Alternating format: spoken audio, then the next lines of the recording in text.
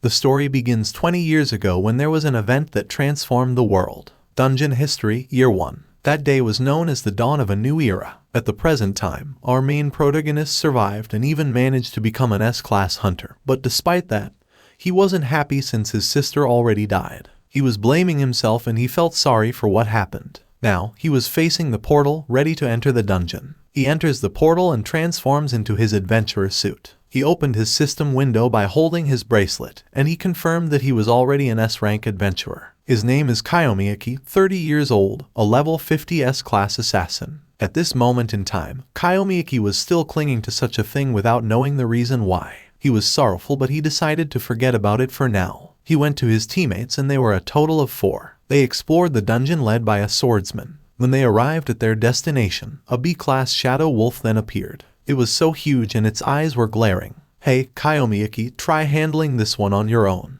the swordsman said. Kyomi Aki didn't show any reaction and just agreed to his companion. He then charged at the wolf and the wolf roared and strongly stomped the ground and crumbled into pieces. This wolf smelled an enemy. Kyomi Aki was hiding on the huge rock, and he felt such an overwhelming power coming from this wolf. He never thought that this kind of normal monster is indeed strong. He continued to charge at the monster and seized the opportunity while the monster was looking on the other side. He was holding his dagger, planning to stab the monster instantly. He managed to stab the wolf, causing the wolf's blood to splatter. The wolf turned around and saw him. The wolf then attacked him using its claw. His blood also splattered and he fell to the ground. The wolf moved closer to him and roared so loud. It was about to eat him alive, but then his swordsman companion interfered and beheaded the wolf without any hesitation. The head of the wolf was thrown behind Kyomi Aki, and he was dumbfounded when the swordsman questioned him why he was struggling to kill a mere B-rank monster. You're too weak for an S-class. Why don't you just retire being an adventurer?" the swordsman said, and he was so speechless knowing that the swordsman was right about him. The lady with them stopped the swordsman from mocking Kyomi Aki, but unfortunately, she also bullied Kyomi Aki by saying that Kyomi Aki wasn't doing badly as the weakest assassin.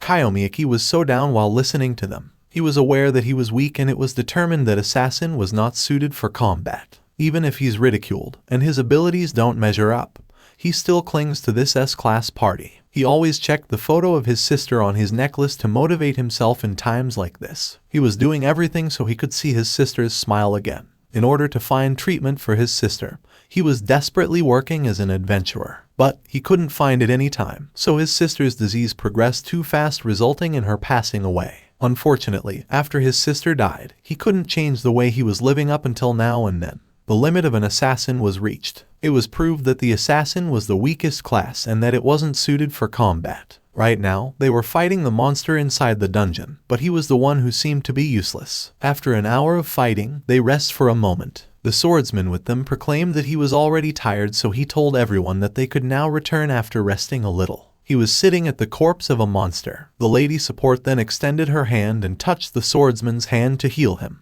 The swordsman then informed everyone that they would discuss the rewards during this break. Kyomi Aki at the same time was trembling in agony, but the support never offered to help him heal. "Kyomi, you're okay without any rewards this time, right?" the swordsman said, and Kyomi Aki was stopping his blood caused by the wound on his waist. He then answered that he didn't mind about the reward, and his companions were happy with his answer. The swordsman extended his hand to assist him to stand while telling him that he should be grateful that they're keeping a weakling like him in the party. Kyomi Aki used their treatment toward him, but still, he continues working as an adventurer, because in a dungeon, unknown possibilities always exist. He was standing still while still enduring the pain. His companions were leaving first before him. The moment Kyomi Aki was ready to leave, he suddenly felt the ground shaking. Some part of the dungeon collapsed, and this time, another monster, who seemed to be the boss, had appeared and blocked their way. He was terrified upon seeing the monster, as it turned out to be an S-class mechanical dragon Kukulkan.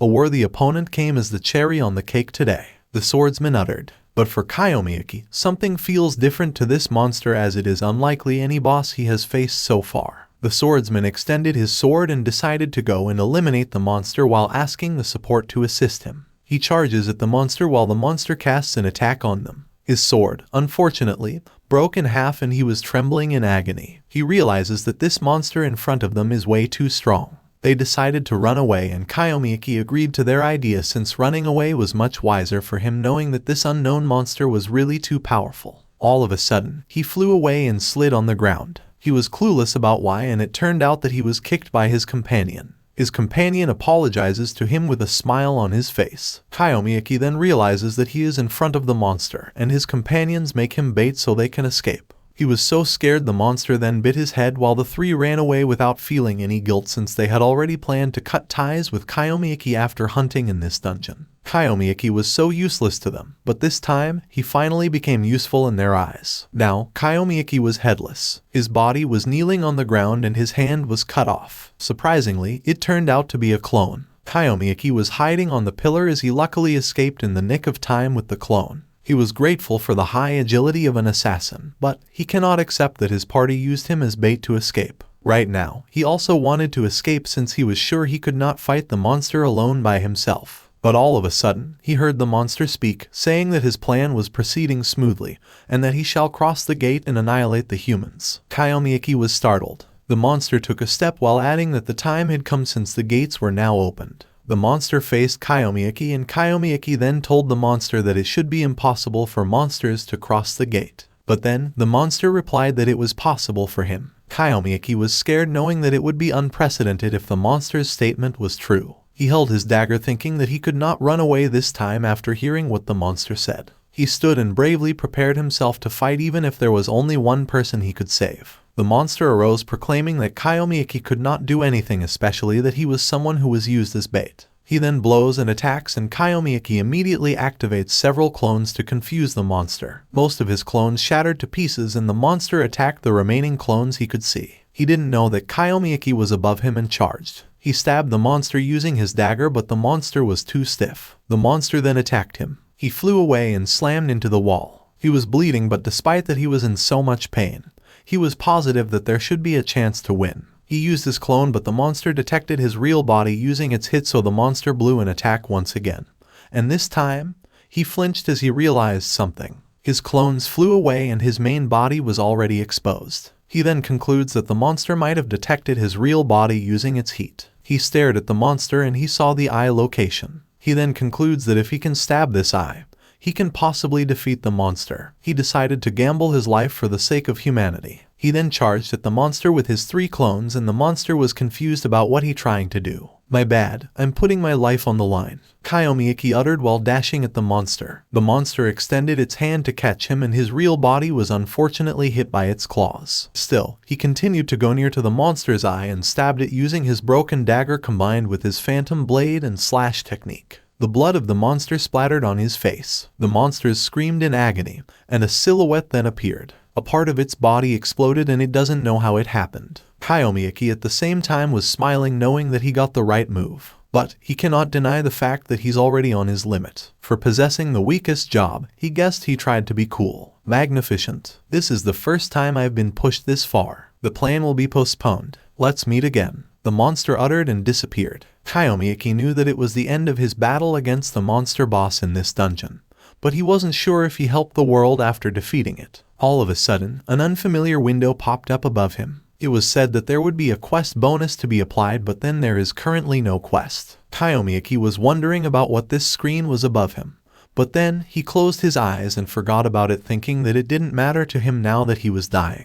An alarm suddenly beeped. A man turns it off and gets up in confusion. He went inside his comfort room and screamed all of a sudden. It turned out that it was still Kyomi Aki, but in a younger version of himself. He was dumbfounded upon knowing that he was alive and surprisingly regressed in time. He was touching himself to make sure he wasn't dreaming. He wondered why he returned, and he concluded that it might be the influence of the monster he last fought. He then remembered the unknown screen that appeared before he regressed, thinking that it might be because of it. He went back to his bed as he heard his phone ring. He picked it up and saw a message from his younger sister. His sister told him that she was craving for some chocolate. His sister's name is Natsu. He misses her so much. His tears dropped from his eyes as he was so happy now that his sister was also alive, and they were together again. He wiped his tears and told himself that there was nothing to hesitate about now. He vows that he won't make the same mistakes again for the sake of his sister. He becomes serious, telling himself to make sure to save Natsu this time. He immediately rushed to the hospital where Natsu was confined. He strongly opened the door, which made Natsu startled.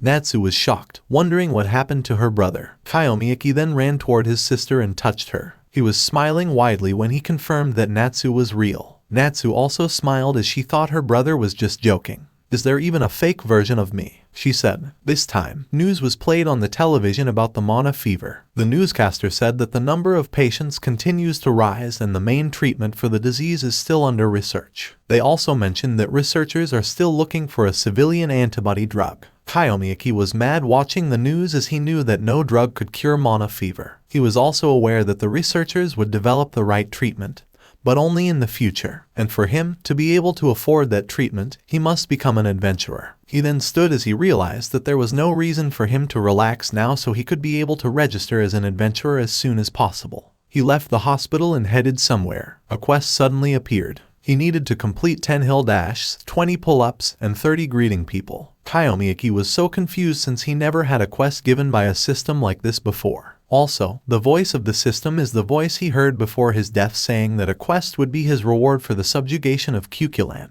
He slightly smiled as he realized that with the help of his system, he could easily become stronger. He started greeting an old man and the old man was startled by his loud voice. He bowed down at the old man to show respect and then walked away. He feels a little bit annoyed since greeting people is too embarrassing for him. He knew that it wouldn't count unless he used a loud voice, so he doesn't have a choice either. He already greeted a total of 2 people and easily completed 10 of the hill dash. He also completed the pull-ups right after the hill dash, so he continued to greet people to finish the quest. After an hour, he finally completed everything. The system window then appeared to declare that he cleared the quest and the reward was issued instantly. As per the system, substantial growth is given as the first clear bonus, and it wished that Kyomi Aki would still do his best for tomorrow. Luckily, he leveled up to level 3, which he cannot believe since it normally would take around 3 months. He then smiled and concluded that he could take the strongest route if everything now was true. After greeting the last person, the lady gave him a candy and he accepted it despite that he was shy.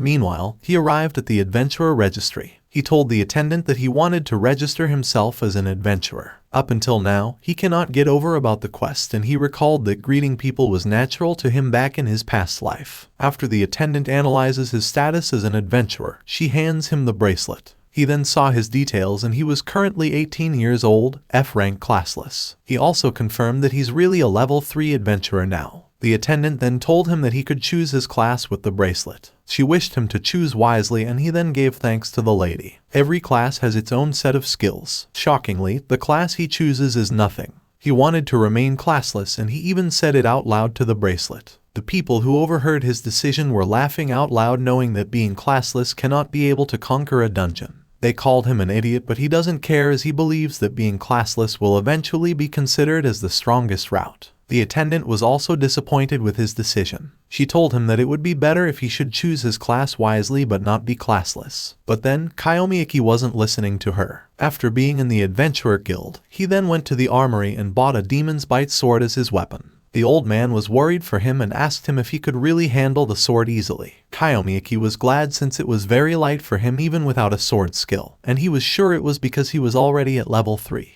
He then carried the long sword in his back and he was fine about its expensive price since he believed initial investment is very important. Moreover, he already has the first part. Right now, he directly went to the beginner's dungeon. There were adventurers outside the portal and they were afraid to enter. To their surprise, Kyomi Aki entered without any fear. They felt so little while staring at Kyomi Aki, saying that Kyomi Aki might be a real deal. The beginner's portal is leading him to the forest. While entering, he senses a nostalgic feeling since he also used to start here. When he entered, there were F-class sticky slimes around. He then eliminated it without any words, and while he was fighting using the sword, he felt that his body felt light. Even without any skills, it was really easy for him as a level 3. He also eliminated an F-class sword skeleton inside the beginner's dungeon, and he recalled that he used to struggle to kill these kinds of monsters even with his assassin's skill. After executing the wave of monsters, he finally finished it easily, which made him feel satisfied. He then grabbed the magic stones that were dropped by the monsters. These stones will be used to produce energy with the help of science, a power on another level. Adventurers go inside the dungeons to find these stones. While picking up the stones, he suddenly heard a loud roar. It turned out that there was another monster that appeared,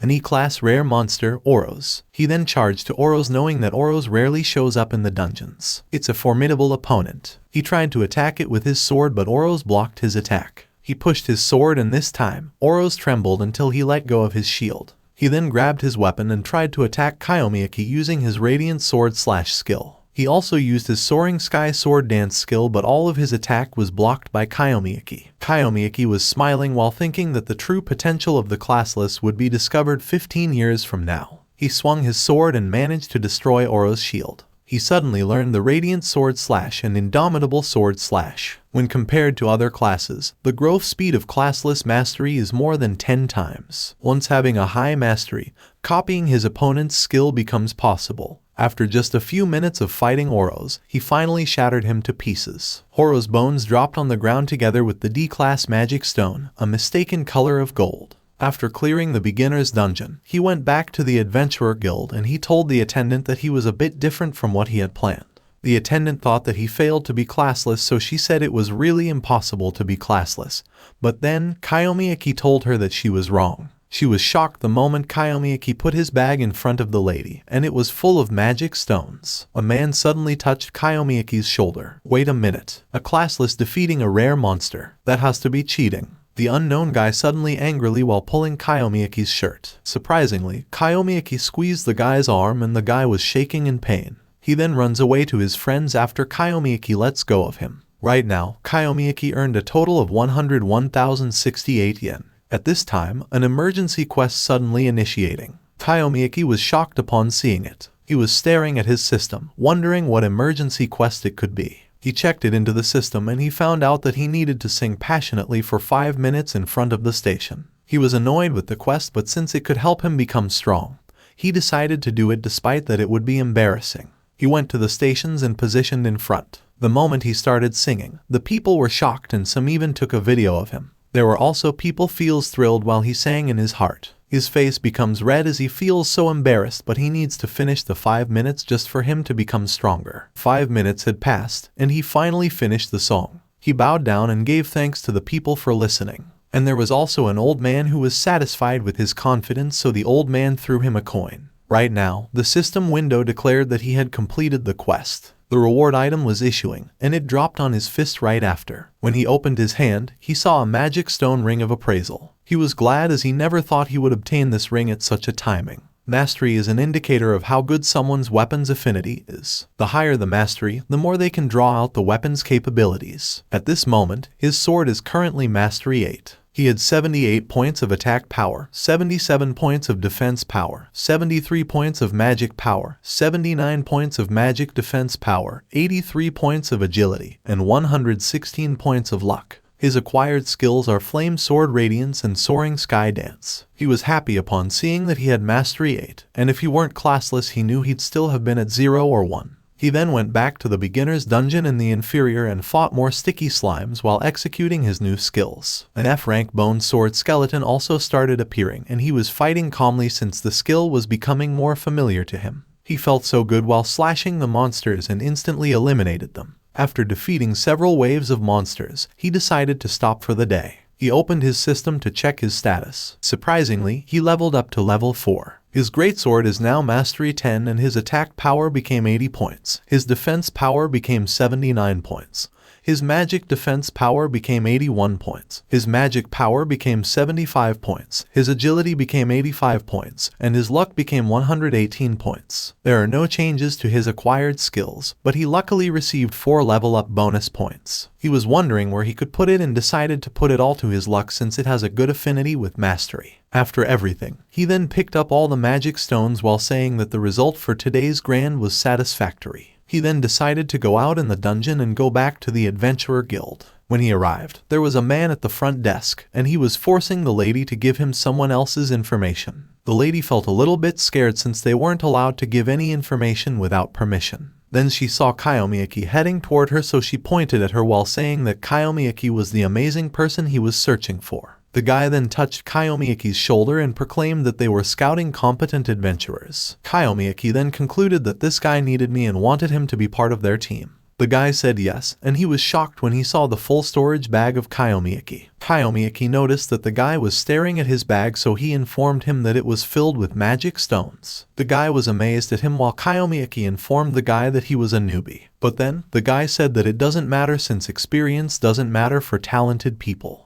He then informed Kyomi Aki that they were from the Blood Serpent clan who were planning to conquer the S-rank dungeon, Abyss. Kyomi Aki was shocked upon hearing it, knowing that the S-rank dungeon Abyss is the first dungeon to appear. Furthermore, it's a supreme dungeon. Be it now or in the future, no one has ever cleared it. He was interested, but he needed to refuse. The guy asked him if he wanted to come, but he declined the invitation. The guy then hung his arm to Kyomi Aki's shoulder and asked him about his job. Kyomi Aki then honestly answered that he was classless. So you're classless, an indecisive guy who can't even choose a job. The guy loudly said and laughed. He strongly tapped Kyomi Aki's back and said that he had lost interest in inviting him. He then walked away and called Kyomi Aki a loser. The lady attendant then apologizes to Kyomi Aki for the trouble since she was the one who introduced him to the guy. And Aki then says it's fine as he doesn't mind it. He then put his bag filled with magic stones on the desk, and once again, the attendant was speechless. She cannot believe that Kyomi Aki is classless, but Kyomi Aki said that he really is. At the same time, there was a lady who was newly game in the Adventurer Guild. She walked to the main desk and greeted Kyomi Aki. Akko stares at her and asks if he's interrupting her. Sorry, so that's not it. The lady answered with a smile on her face. At this moment, Kyomi Aki saw clearly how outstandingly beautiful the lady was. The lady then informed Kyomi Aki that she had come as she internationally heard that Kyomi Aki cleared a dungeon as a classless. Kyomi Aki then said that it was true and informed that lady that he really chose to be classless. The lady smiled at him and said that he was an interesting person. She then asked Kyomi Aki if there was an advantage to being classless, and Kyomi Aki just answered that it was a trade secret. You're smart, I like you, the lady said. She then introduced herself in the game Alice Takagi from Carnelian Rage Clan. Would you understand if I said I'm an S-class adventurer? She asked, but then Kyomi Aki just asked her what exactly she needed from him. The attendant was shocked when the lady answered that her purpose was the same as the guy who approached Kyomi Aki earlier. It turned out that their clan also aimed for the Abyss and they wanted Kyomi Aki as their comrade. Kyomi Aki then asked her if she was still interested in him even if he was classless. Even if you're classless, you're welcome as long as you're strong. Alice replied while extending her hand. Kyomi Aki wants to keep the mastery information exclusive for now, so she doesn't know what to answer. After thinking for a minute, he shook hands with the lady and promised to do everything to achieve their goals. The lady suddenly swayed his hand and said that she couldn't just add an F-class like him to the clan yet, so she decided to write an invitation for Kyomi Aki to the D-rank dungeon, Frozen Shadow. It's a right granted to S-class adventurers. With such an invitation, even the lower-class adventurers can challenge a higher-rank dungeon. While Alice was writing, the attendant asked Kyomi Aki if she could pay him in advance. Kyomi Aki answered yes, and he then opened his phone to check his account balance. When he opened his account, Alice saw that he was paid 90,000, and she was surprised to know that everything came from the beginning dungeon. Kyomi Aki then walked away while the lady informed him that she wanted to eat a parfait, but Kyomi Aki refused to treat her. Since Kyomi Aki received an invitation to the D-rank dungeon, Frozen Shadow, he then directly went to that dungeon and immediately entered. While entering, he feels a strong blow of wind. The visibility of the dungeon is also poor due to the blizzard. He regrets coming into this dungeon, but then he knows he cannot leave unless he clears it. He suddenly heard a noise behind him, and upon checking, he saw a monster heading toward him. It's a D-rank White Silence, and it roared while trying to attack Kyomi Aki. Kyomi Aki then held his sword while saying that a monster of this level can't just suddenly appear. The monster kept on roaring and lifted up its arms. Kyomi Aki swung his sword, but a sudden quest appeared. He must hold his breath for at least 60 seconds. Kyomi Aki was annoyed by the fact that the quest was another ridiculous quest. The monster swung its claw to attack Kyomi Aki, but Kyomi Aki dodged away, and it turned out that he luckily saw the monster's movement more clearly after leveling up to level 4. He then swung his sword and managed to harm the monster. Its wound was shallow. To prolong the fight, he believes he has to do the quest. He immediately started to hold his breath, and when it was 49 left, he already trembled. Still, he holds it. The beast gone berserk.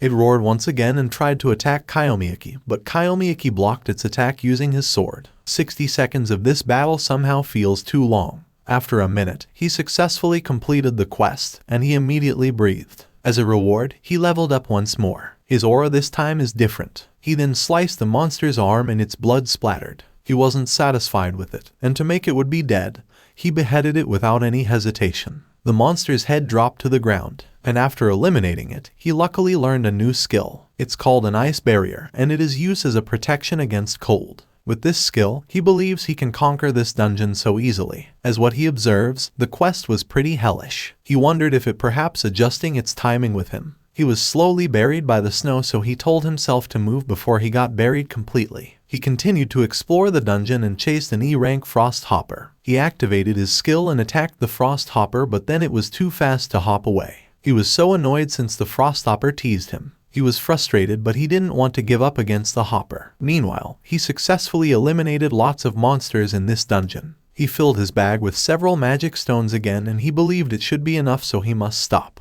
He drank some coffee as he felt so cold, and now, he already had gratitude for Alice for helping him to enter this dungeon, since this place really had good experience points. He remembered the lady, and he could not deny that lady was really gorgeous. He then shook his head, telling himself that he shouldn't think about it. He then stood and carried his bag, planning to go as deep as possible. But all of a sudden, he heard the scream of a human. He wondered what it was, and he then saw adventurers being attacked by a monster. Some of them were wounded, and only a lady was left unharmed. She was crying in fear since the monster was already standing right in front of her. She closed her eyes while continuously crying. The monster tried to attack her, but before the monster could hit her, she was saved by Kyomi Aki. Kyomi Aki was carrying the lady while the D-rank rare monster, the Hopper's boss, was confused since the lady suddenly disappeared from his sight. The lady was surprised that she was saved. Kyomi Aki, on the other hand, knew that this monster was rare. He then grabbed a towel and let the lady sit on it. He then told her that he would help her. The lady then blushed while her companions were glad to see someone save them. They then asked Kyomi Aki's class, and Kyomi then answered that he was classless. As expected, the two male adventurers were disappointed. They were speechless while Kyomi Aki said that he was glad he made it on time to save everyone. This time, he charged at the monster, and the monster then hopped and ready to attack him with its claw. It then tried to strike an attack, but Kyomi Aki was able to dodge away. He just landed nearby, and the monster then charged at him again. At this point, the Hopper's boss activates its sharp fangs. It tried to attack Kyomi Aki, but Kyomi Aki was still able to avoid it and dashed behind this monster. He cannot deny the fact that it was pretty fierce. The monster growled in annoyance and jumped so high toward Kyomi Aki. Fortunately, he used his bonus points earlier to boost his attack power. "I will cut you with my skills," he screamed while swinging his sword, and was finally able to hit it. He eliminated the Hopper's boss, and its blood splattered around. He then sliced it to pieces, and the lady was so impressed with him. The other two adventurers were dumbfounded since they could not believe that a classless managed to use a sword skill and easily execute a beast monster. Kyomi Aki ignored their confusion since he didn't have any plans of hiding his skills after all. This time, he approached the lady and asked her if she could stand.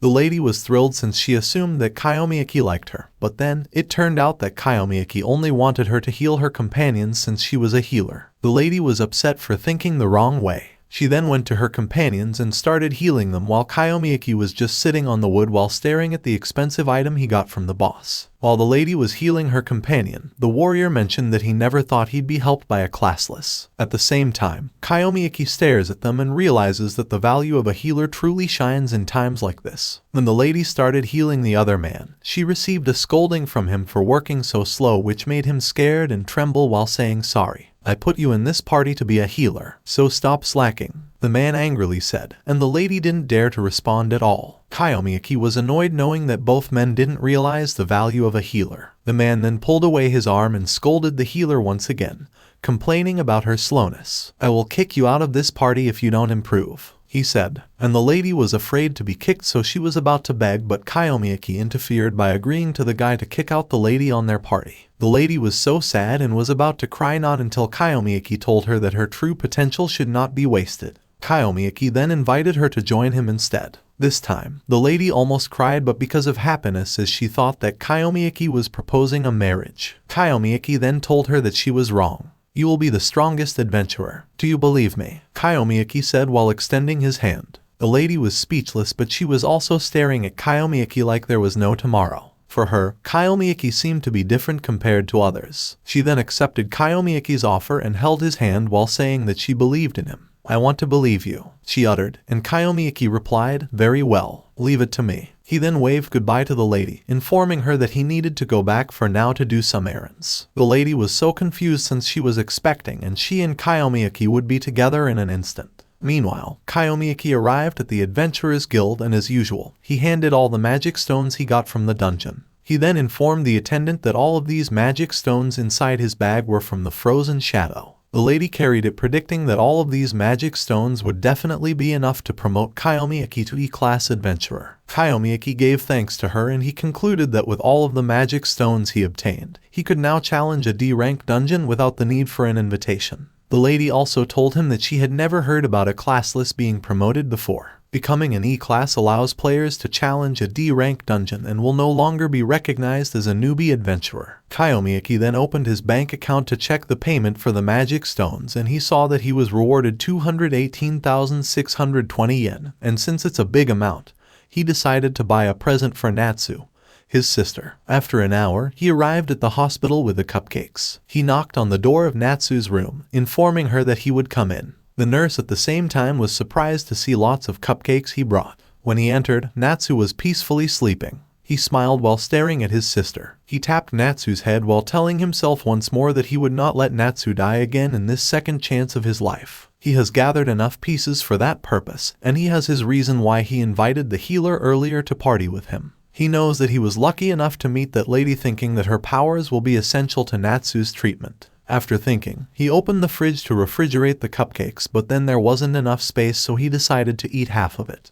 The nurse earlier passed into the room of Natsu, so she was thinking that all of the cupcakes Kyomi Aki brought were all for himself. After eating, he went outside the hospital and sat in a bleacher. He called someone over the phone and introduced himself. The person he called was shocked, saying that it was rare for him to call. "I want to tell you that I finished my task," Kyomi Aki said. And it turned out that the person she called was Alice. Alice smiled when she confirmed that Kyomi Aki really got the frozen shadow as classless. She then heard Kyomi Aki on the phone giving thanks to her, and he believes that it was because of Alice that he managed to become stronger. "You had some expectations, huh? Then, do you want me to tell you about other dungeons?" Alice asked, but then Kyomi Aki abruptly answered no. He informed the lady that there was a person he wanted to train, and he also wanted to ask a little bit of her from Alice, since she had a wide network of information after all. He could see that the healer he met earlier was a promising healer, so he wants Alice to put that lady in a party together with a necromancer. Alice was confused and honestly told him that his methods were a bit weird.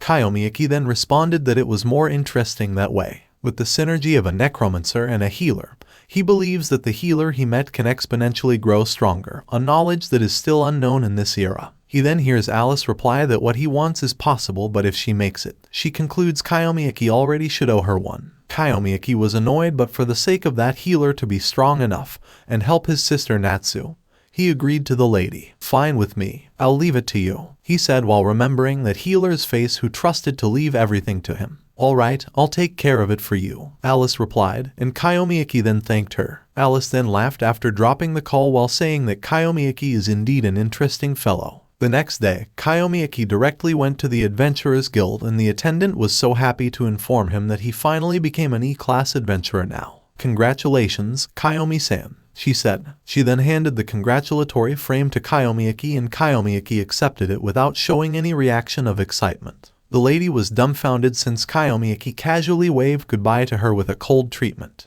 While Kyomi Aki was about to leave, the attendant told him that becoming an E-class was a big deal, knowing that there are a lot of people who give up before reaching this level. Kyomi Aki still had no reaction since he came from S-class and dropped to F-class after all. At this time, Kyomi Aki heard some noise behind him. When he checked it, he saw people with a handcuff. There were 3 of them, and they were called the Revenants, D-class adventurers. Kyomi Aki stared at them, and he was aware that these 3 were adventurers who had committed a crime, and other adventurers were afraid of them. The attendant suddenly said that choosing a leader for the Revenants is really a hard task for her. She complains that because of it, she will have trouble deciding this time as well. To her surprise, Kyomi Aki offered to do it. She then asked Kyomi Aki if he was really sure, knowing that everyone was scared of this task. Kyomi Aki then told her that it was fine for him. Besides, he knows that this task will give him some money. In addition, he was confident since he knew how to handle these Revenant guys. It is how deeply he should involve himself, pampering,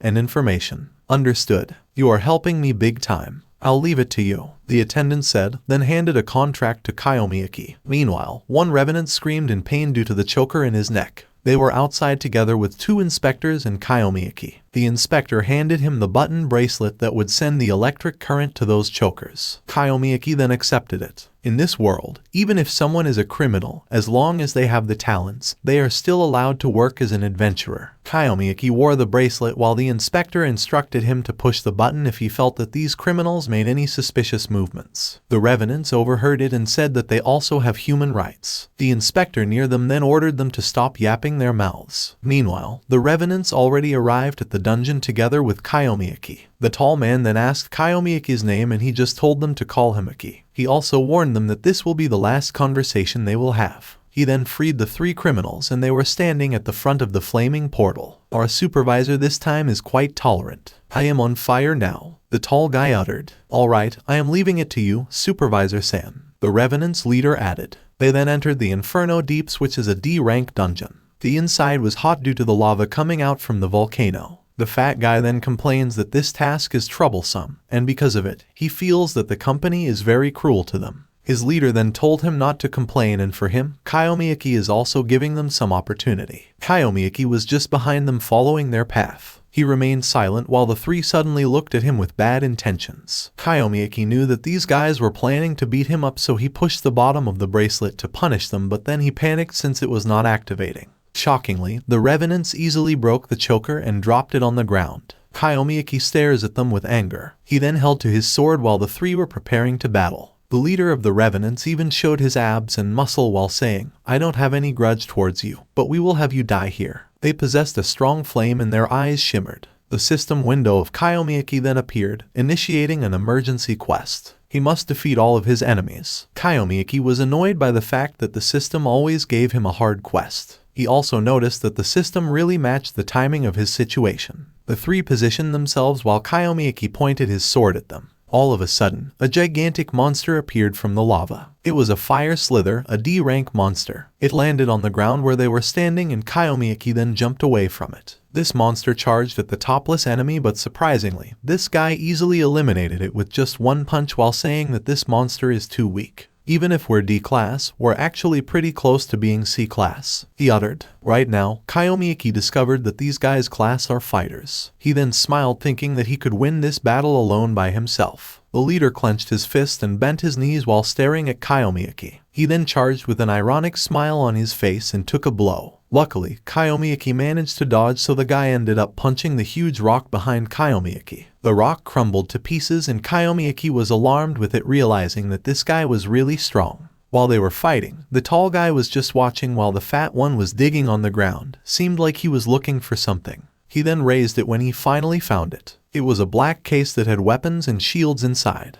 The 3 then used it while claiming that with these items, they were unbeatable. At this time, Kyomi Aki was thinking that if the appraisal magic stone is spreading, it will reveal the truth. He knew that the fact was that the fighter class was not compatible with equipment. The battle continued. The same guy charged at Kyomi Aki, but this time, he's more confident because of the sharp weapon in his hand. He tried to attack Kyomi Aki, but Kyomi Aki blocked it with his sword. Unfortunately, he was shaking while blocking it due to the strength the guy had. Still, he managed to push away the guy and the fat one then charged at him. He lifted up his sword and blocked the fat guy. The fat guy was smiling at him and he really had the confidence to fight because of the armor he had. Kyomi Aki at the same time was aware that the fighter's job possessed overwhelming offensive power along with extraordinary defensive capabilities. Consequently, there are restrictions. He was sure that the fighter job had a debuff in frequency, so he's confident there is a chance for him to win. And for him to defeat them, he needed to start with the tall thin guy who acquired the axe. The tall guy then tried to attack him, but he deflected it. The guy guffawed and swung his axe again, but Kyomi Aki bent to avoid the weapon. Unfortunately, the fat bald guy interfered and hit his back with his head. He flew away and fell on the ground upside down. He stares at his opponents and he confirms that facing high ranks is really tough. But he can feel the difference in proficiency. He believes he can push through, so he positioned himself once more. Because of his bravery in fighting, the leader of the criminals said to him that he was quite capable. This guy then screamed, commanding his companions not to hold back and go all out. Veins started appearing on their bodies as they activated their physical enhancement skill. This time, they were covered with a purple flame, causing their aura to be more scary. Surprisingly, Kyomi Aki suddenly acquired a new skill. "You bastard. What a classless like you even do," the tall guy said. Kyomi Aki charged at him at a fast speed, causing the guy to panic and immediately use his axe to block Kyomi Aki's weapon.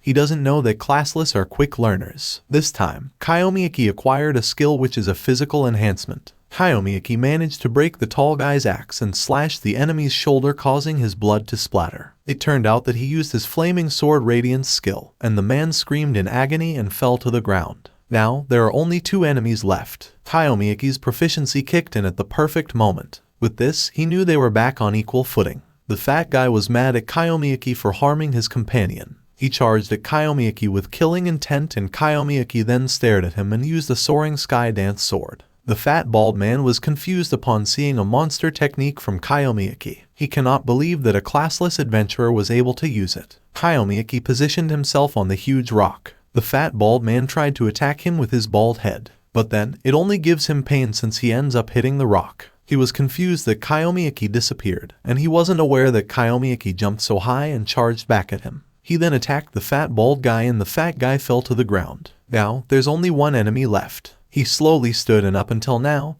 he was surprised with the unbelievable jumping power he had. He could say that physical enhancement is quite versatile. The leader of the criminals was sweating. He cannot believe that 2 of his companions who are supposed to be strong are easily defeated by Kyomi Aki, a classless guy. He grits his teeth out of anger. "You, what the hell are you? Why is there such a strong person here? This isn't what we agreed on, Akira-san," he screamed in anger. Kyomi Aki was confused about who this Akira-san the guy mentioned. All of a sudden, someone grabbed his foot. It was the fat bald guy, and it turned out that he was still conscious. "I will definitely make it out to the free world," the fat guy said loudly. Kyomi Aki was annoyed by the fact that he wasn't able to defeat this fat guy earlier. The leader of the criminals then told the fat guy to hold on tight to Kyomi Aki while he was charging. He then punched Kyomi Aki, and Kyomi Aki unfortunately flew away. He tumbled on the ground while coughing. The 2 guys then chuckled while Kyomi Aki admitted to himself that this man really had a heavy blow. Right now, he feels dizzy and he cannot breathe. He remembered his sister Natsu, and because of it, he motivated himself to fight more. Upon seeing him slowly stand, the 2 guys were annoyed again. Kyomi Aki told himself that he could not lose this battle. With this chance of life, he was eager to definitely save his sister. He wiped the blood on his mouth and apologized to the guy while activating his physical enhancement skill. He then told them that was sorry, as he had his own reasons not to give up. His eyes this time were different as it became an azure color. "Let's end this," he uttered, then charged at his enemies and easily slashed them at a fast speed. His enemies' blood splattered and they fell on the ground as they were finally defeated by him. The system window then appeared to declare that he completed the emergency quest, and his reward item had been granted. The reward was a key, and it landed on his hand. The system window asked him if he wanted to use it, but he decided to refrain for now. Kyomi Aki wasn't able to hunt inside this dungeon since the 3 revenants tried to kill him. He gets out of the dungeon with the unconscious body of the criminals. The inspectors then ran to him and asked him what happened inside. He then gave an answer, and the inspectors then called for a medical backup to bring the criminals to the hospital. Meanwhile, a guy inside a spacious room called someone over the phone. "What exactly did you crew up?" he asked, and the one he spoke with, who seemed to be his subordinate, had apologized and informed him that there was interference. This unknown guy then asked who it was and received a piece of information on his phone. It was Kyomi Aki's information, and he thought that his subordinate was joking, but the guy over the phone said that this information was accurate. He then chuckled and said that it was interesting that his companions were beaten up by an E-rank classless adventurer. He is Babazono Akira, a professional model and a streamer. His main job is as an S-rank adventurer. He is also the founder of the murderous clan, Blood Serpent. "You're not thinking that after messing up with my subordinate, you can get away with it, right?" he uttered. The next few days, Kyomi Aki was in his house doing physical exercise. Right now, his injuries are all healed up, but even so, he cannot explain those 3 guys he had fought, knowing that they were all quite tough opponents. And because of that, he becomes motivated to become stronger than anyone else. He wants to be someone at least unbeatable. After doing 120 push-ups,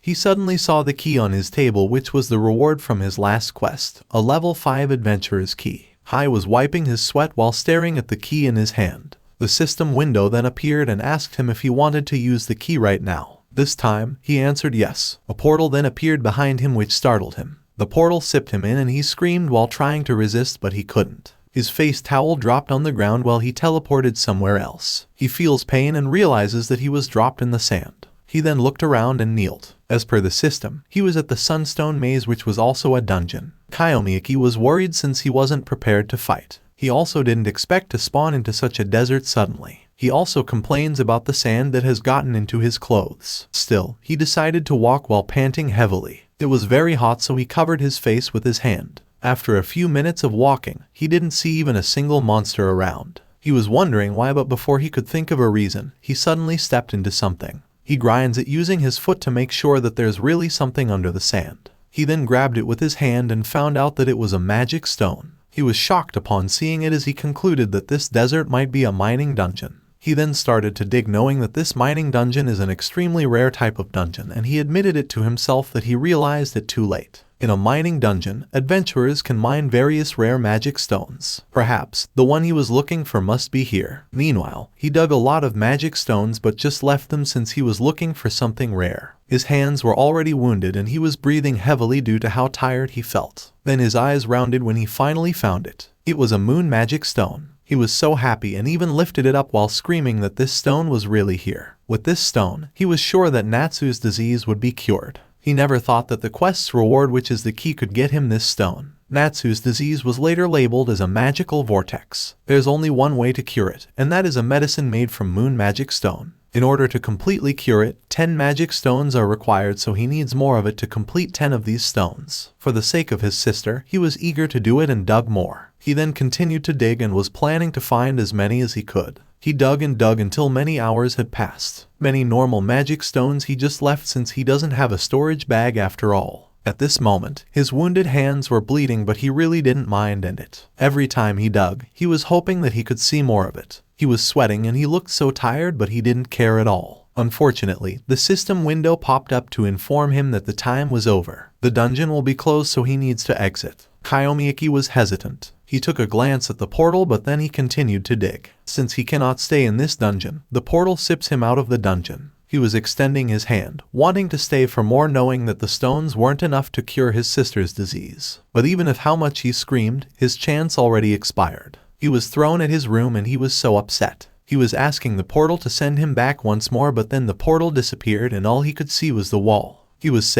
complaining that the moon magic stone he got wasn't enough. He lay down on his bed, complaining that he only got one moon magic stone after all his digging. He closed his eyes while still holding the stone. Then he recalled the time he was rewarded with the key. At the same time, he wants to go back to the mining dungeon again and search for some moon magic stones. He opened his eyes and sat on his bed. He was thinking that if the activation condition of that dungeon is a dangerous quest, he's willing to take it on again and again.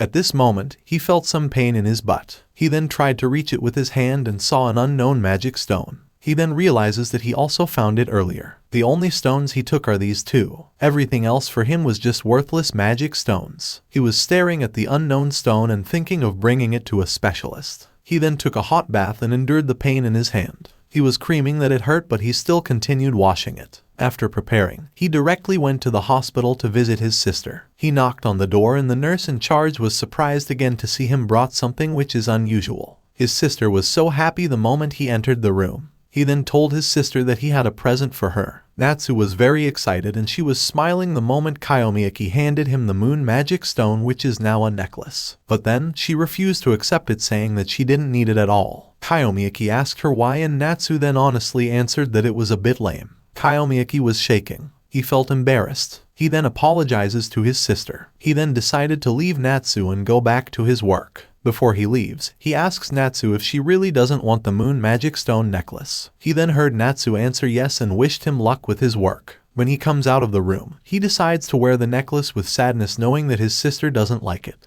The nurse at the same time was dumbfounded, thinking that Kyomi Aki only brings a present just for himself again. Meanwhile, Kyomi Aki arrived at the Adventurers Guild. He went first to the appraisal department as he heard that there was a person who inspected a magic stone in this place. When he entered, he saw a fat man wearing a black suit with a glass in his eyes. For Kyomi Aki, this guy looks hella suspicious. But surprisingly, the man seemed like someone who could read thoughts. "I might look like this, but I'm top-notch," he said. He also added that it was rare to see someone with a moon magic stone. Kyomi Aki asked him if he knew about the usage of this stone.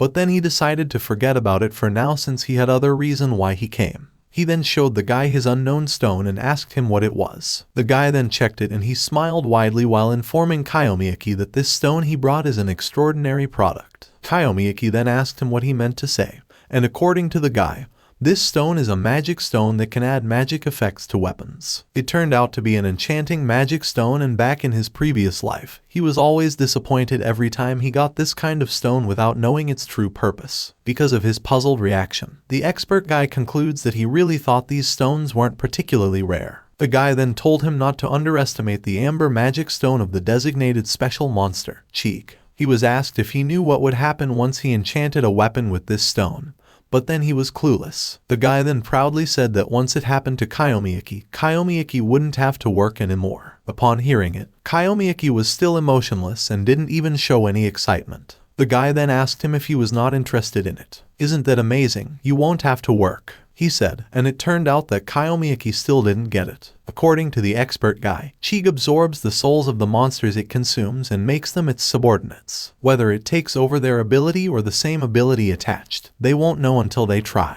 Kyomi Aki finally smiled a little, thinking that this thing sounded exhilarating. He then asked the expert guy if he could enchant the stone to his weapon, and the guy then confidently said yes. Meanwhile, Kyomi Aki was still at the appraisal department, and the stone he brought earlier was finally enchanted with his weapon. He was carrying it on his back while the expert guy told him to check its effect by himself. Since Kyomi Aki needed to test it by himself, there was only one place in his mind. He then directly went to the training ground in the summoner's room. The lady summoner then called the next person, which was Kyomi Aki. Kyomi Aki then stepped forward and let the lady scan his adventurer's bracelet. After scanning, the lady found out that Kyomi Aki was an E-rank classless. She then said that Kyomi Aki was so weak. She suddenly activates her summoning power while saying that the thing she will summon now should be enough for Kyomi Aki to deal with. A magic circle appeared in the middle and a golden light emerged. A beast then comes out after a minute. Its appearance is similar to a cotton candy. It has 2 little horns and small eyes. As per the system, it was an E-rank sweet pompon. The pompon opened its mouth in slow motion, but when it was widely opened, it turned out it was so huge and spacious inside.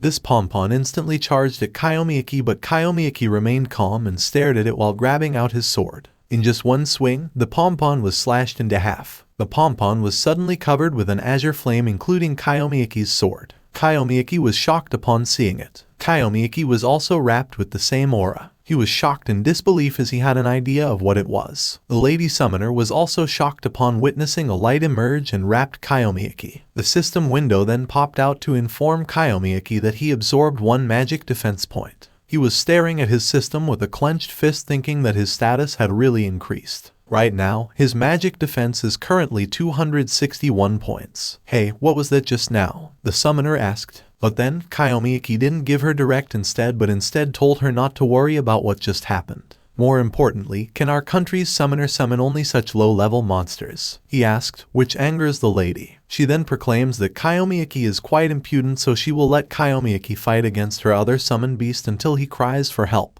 A man suddenly came, pulling his hair, and asked the summoner if they could join with his companion who was beside him. "Pleased to meet you," the man said with a smile on his face. The summoner then told him that the time right now was reserved for Kyomi Aki, so the guy must wait until Kyomi Aki finished his turn. The man then grabbed a black card and asked the summoner if they could request for a mass summoning with this card as a payment. "If he joins us too, there'll be no complaints, right?" he added. Kyomi Aki was staring at him and was shocked to hear from the guy asking for a mass summoning. The lady summoner at the same time was surprised, knowing that a big order meant a lot of money was coming. With this black card, she concludes that this guy is a VIP customer. Kyomi Aki then said that he didn't mind even if the guy who newly came would join him. Deep inside of him, he was grateful so he could also try his sword against lots of beasts. The lady summoner then permitted the guy to join since Kyomi Aki also agreed. She looked at her tab and checked the challenger's details again. She mentioned that it would be against an E rank and a D rank, so she believes the amount of beasts she would summon now would be reasonable. She then started summoning, and as usual, the magic circle appeared together with the golden light. A lot of D-rank common goblins then appeared, and seeing its huge number made Kyomi Aki speechless. The rich guy then acknowledged the lady summoner as he was satisfied to see a huge number of goblins. He then stares at Kyomi Aki and asked his job.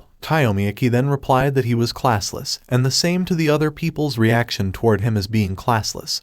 This rich guy was also disappointed and laughed very loudly, thinking that Kyomi Aki was very weak. While he was laughing, he apologized to Kyomi Aki for dragging him into this situation. Kyomi then casually told him that he didn't need to apologize. The rich guy then held his double daggers and prepared himself for battle. He then uttered, "Then, shall we do this together?" The lady was also prepared with her double dagger, and they both charged at the goblins confidently. One goblin jumped toward the guy and attacked him with its weapon. He then used his double dagger, blocking the goblin's weapon, and he intended to kneel on the ground with only one of his knees. He then swung his one leg and hit the goblin's leg, causing the goblin to fall on the ground. The guy then stood and lifted up his dagger. He then eliminates one goblin by stabbing it. He then proudly said that he already took one down of the goblin, and his lady companion also said the same thing. The guy then prepared himself to attack again, aiming for another enemy, but when he looked at his surroundings, all the goblins were wiped out by Kyomi Aki. "I took care of this side," Kyomi Aki said, and the guy and the lady were shocked to hear it from him, as they really thought Kyomi Aki was very weak. Kyomi Aki then tapped the guy's shoulder and thanked him, saying that he could not afford to request for a mass summoning but experience it for free because of this guy. He then walked away while waving his hand to the guy and told him that he'll rely on him again next time. Before he could leave, the lady summoner called him and asked him what he had just done. "You're an E-class and a classless with that. That's impossible. Just who you are?" she asked, and Kyomi Aki then casually said that he was just classless. The lady crossed her arms and she was speechless. She chose not to ask more questions and just turned around while telling Kyomi Aki to come again so she could summon even stronger monsters just for him. Kyomi Aki then smiled and said that he'd be grateful. Right now, he gained 3 points after defeating 43 common goblins. He concludes that it seemed like he couldn't always absorb points. He was already in the Adventurers Guild's bathroom taking a bath while thinking of what he achieved for the day.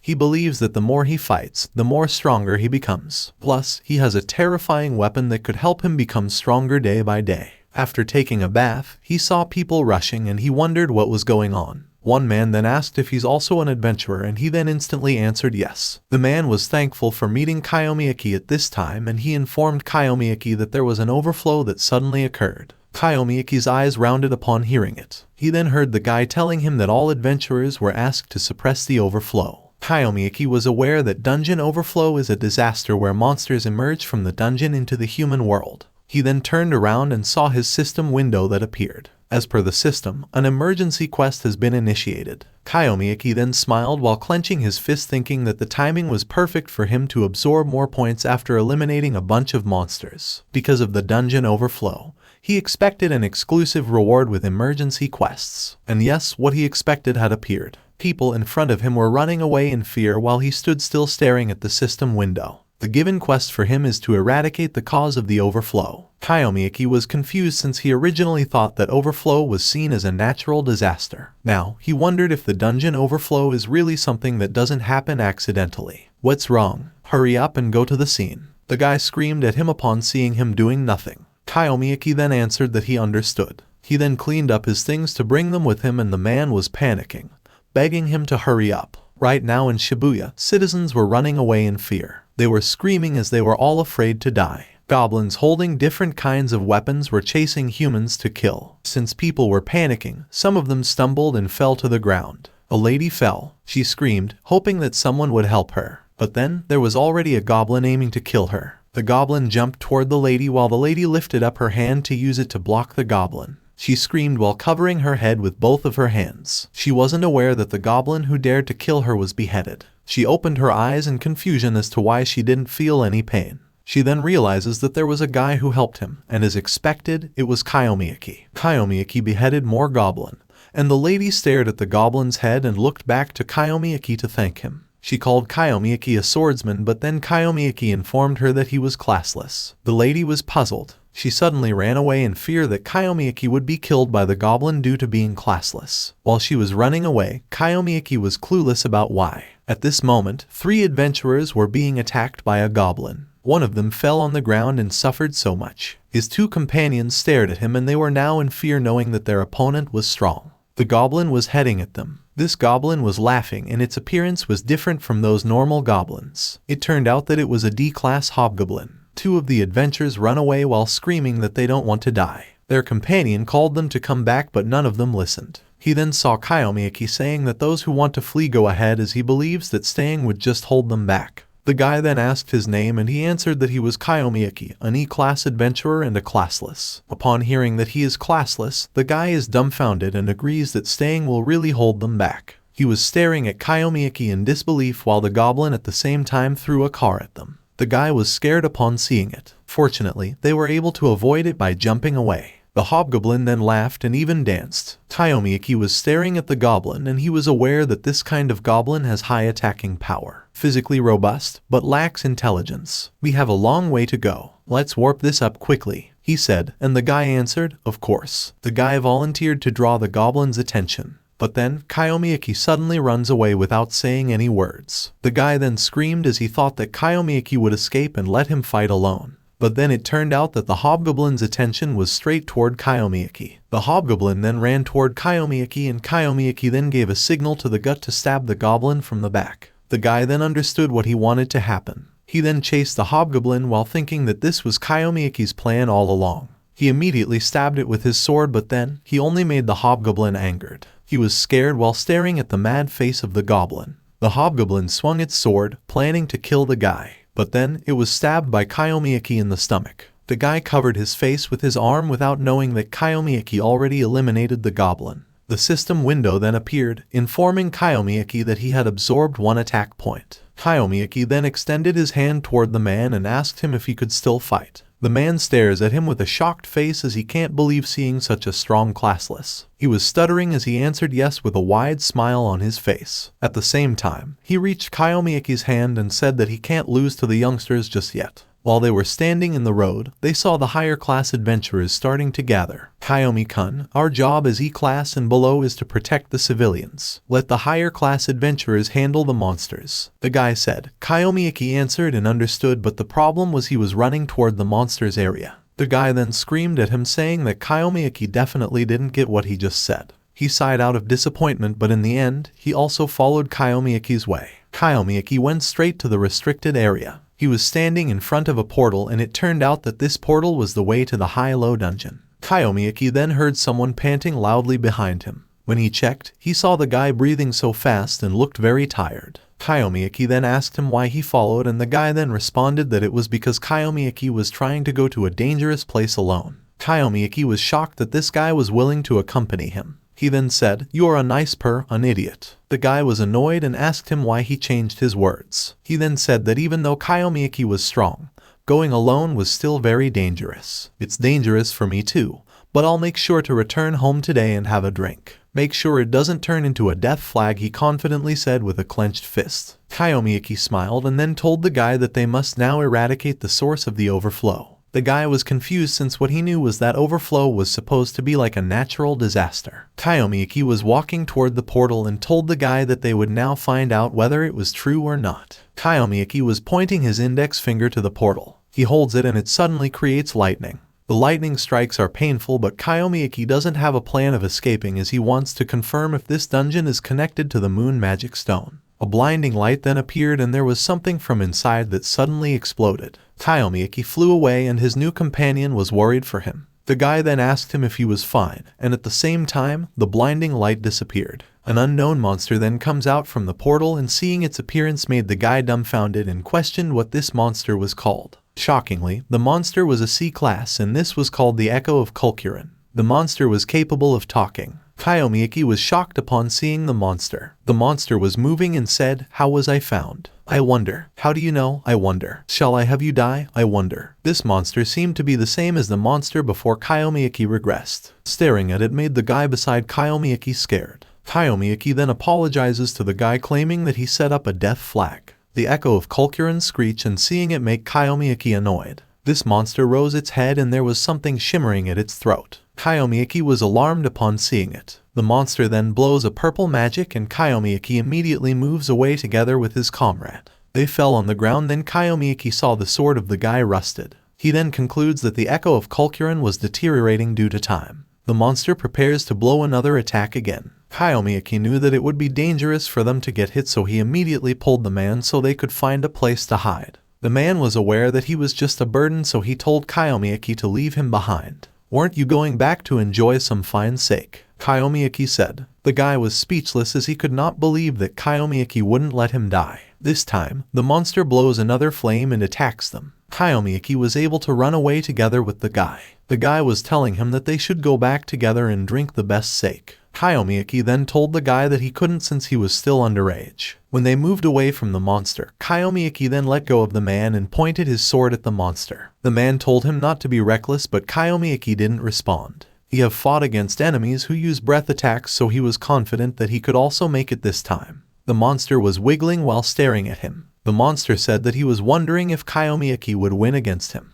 The monster suddenly charged at Kyomi Aki and Kyomi Aki panicked. Fortunately, he was able to dodge, but still, he got a scratch on his face. He held tight to his sword and attacked the monster, but then, his sword bounced back. His hand was shaking and he now confirmed that this kind of monster is indeed very tough. The monster's mouth was dazzling after releasing an attack. Kyomi Aki believes that this monster is a dragon-type monster because of its appearance and ability. He was staring at it and noticed that it never scorched its own throat with its breath. He also believes that the thing shimmering on the base of its throat is a magic point, and it releases stored magic with its breath. Since it was where the magic came from, Kyomi planned to target it with his sword. He immediately activates body enhancement and casts a soaring sky dance sword. His attack was heading toward the monster. The monster was about to cast another magic blow, but then he was hit by the attack made by Kyomi Aki. The monster was screeching in pain. It then questioned if he was now defeated. At the same time, Kyomi Aki was aware that it takes a tremendous amount of magic to fire such a breath. Now that the monster used up all its resources, he believes that it's time for him to attack. He lifted up his sword and attacked the monster's body. In just one hit, the monster's body where he hit his sword was cracked. He hit it once more until it shattered to pieces. When he finally broke the tough part of the monster's body,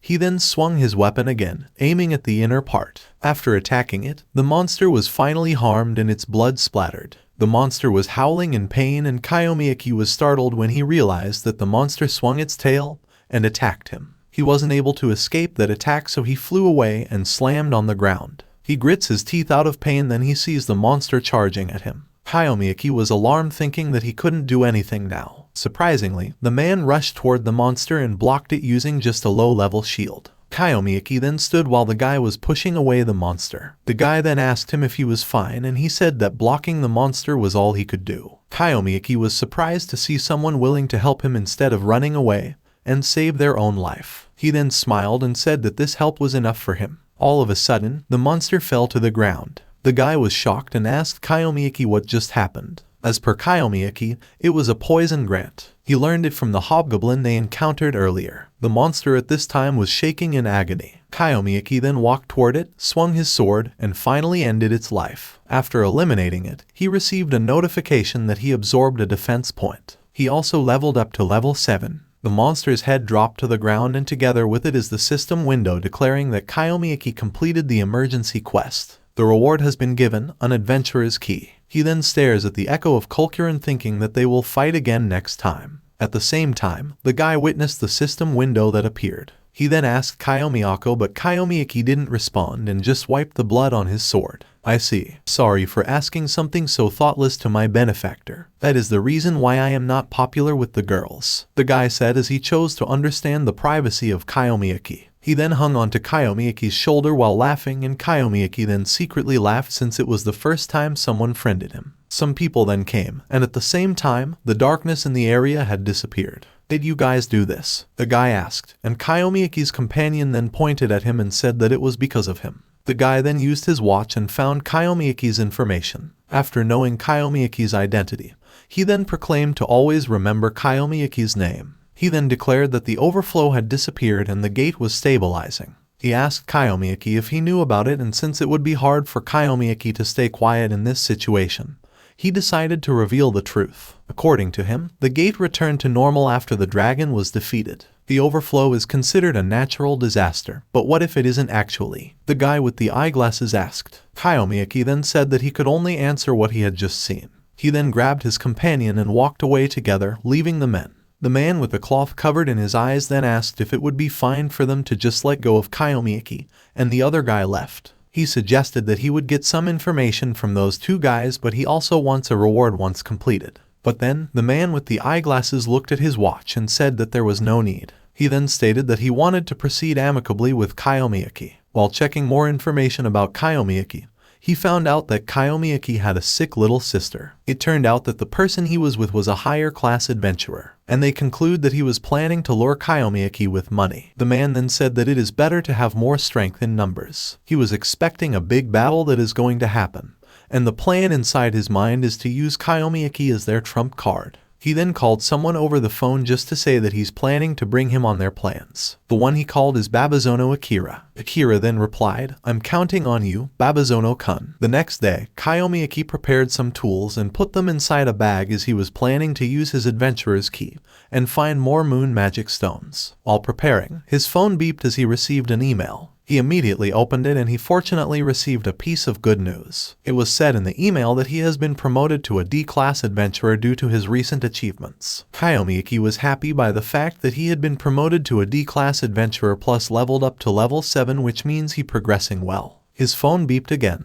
It was a message from his little sister Natsu. Natsu sent him a link and said that he was famous. Kyomi Aki was wondering if this was a new article, and when he opened it, it turned out that it was the spotlight on rookie adventurers. He was one and was mentioned in the article that he was classless. Naami was also mentioned in the article, the infinite healer he was helping. Natsu sent another message to Kyomi Aki, asking him if he was really classless. Kyomi Aki then replied that he's not just any classless as he has a valid reason for being classless. After preparing everything, he carried it all and got his adventurer's key, the reward he got from his last quest. When he activates the key, a caution then appears, informing him that the key is intended for high-class adventurers and his level might not be sufficient. The system then asked if he still wanted to use it. He was thinking for a moment, but in the end, he answered yes. The system then told him that he had a nice choice and that he would be welcome in a moment. The portal then appeared, and he was instantly sipping in, seemed like he melted. When he finally entered, he saw a city, then he found himself standing in the aisle where lots of armored knights stood. He stares at the man in front. It was a man sitting on a throne, and as per the system, he was now at a rank dungeon, the world of Elves. Kyomi Aki was confused upon seeing a throne as he was expecting that this place was supposed to be a dungeon full of monsters. "You, the one guided by the will of the gods, what is your name?" the king of the Elves asked. At this moment, Kyomi Aki then assumed that this might be a quest. He then answered that he was Kyomi Aki who had come to find moon magic stone. The king then believes that Kyomi Aki is planning to use the magic stone to treat the magic vortex. Kyomi Aki flinched, and the king then said that he could prepare an alchemist for Kyomi Aki. However, the moon magic stone is also a valuable resource for them. "I see. You want me to do something ridiculous, right?" Kyomi Aki said, but the king only said that he was such a clever man. The king also added that the will of the gods seems to have sent a good adventurer. But then, his subordinate came and reported that their visitor, Kyomi Aki, was classless. The king was shocked upon hearing it and unintentionally lowered his voice, which also alarmed the knights in armor. The king then asked his subordinate if there was a mistake in the assessment. But before his subordinate could answer, Kyomi Aki asked if there was a problem. The king instantly answered no, believing that the will of the gods is never wrong. He pinpoints his index finger on the ground and declares to Kyomi Aki that his task is to duel with the great sinner. According to the king elf, the crime of the great sinner is murdering his kin. His kin doesn't expect it from him, and one elf even asks him why he was murdering everyone. But then, the great sinner answered that he didn't have a reason. He proudly added that he just used his power simply because he possessed it. While saying such words, he was activating his magic power. A dazzling light appeared together with it were lightning strikes. He then swung his hands, continuously attacking his kin mercilessly. Murdering our kin is strictly forbidden.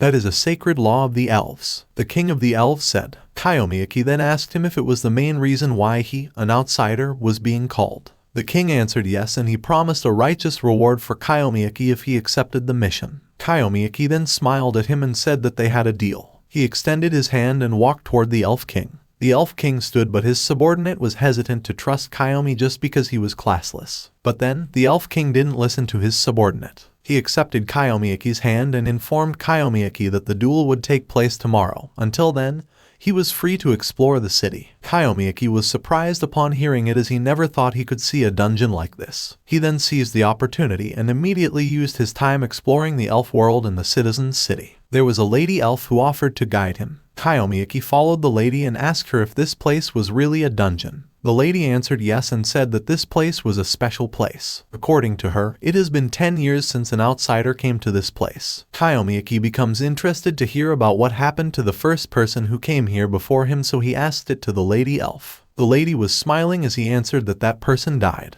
Kyomi Aki was terrified and he was thinking that the lady elf was casually saying something scary. They continued to explore the city and reached the plaza. There were elves in the area and the lady then concludes that there might be an event happening.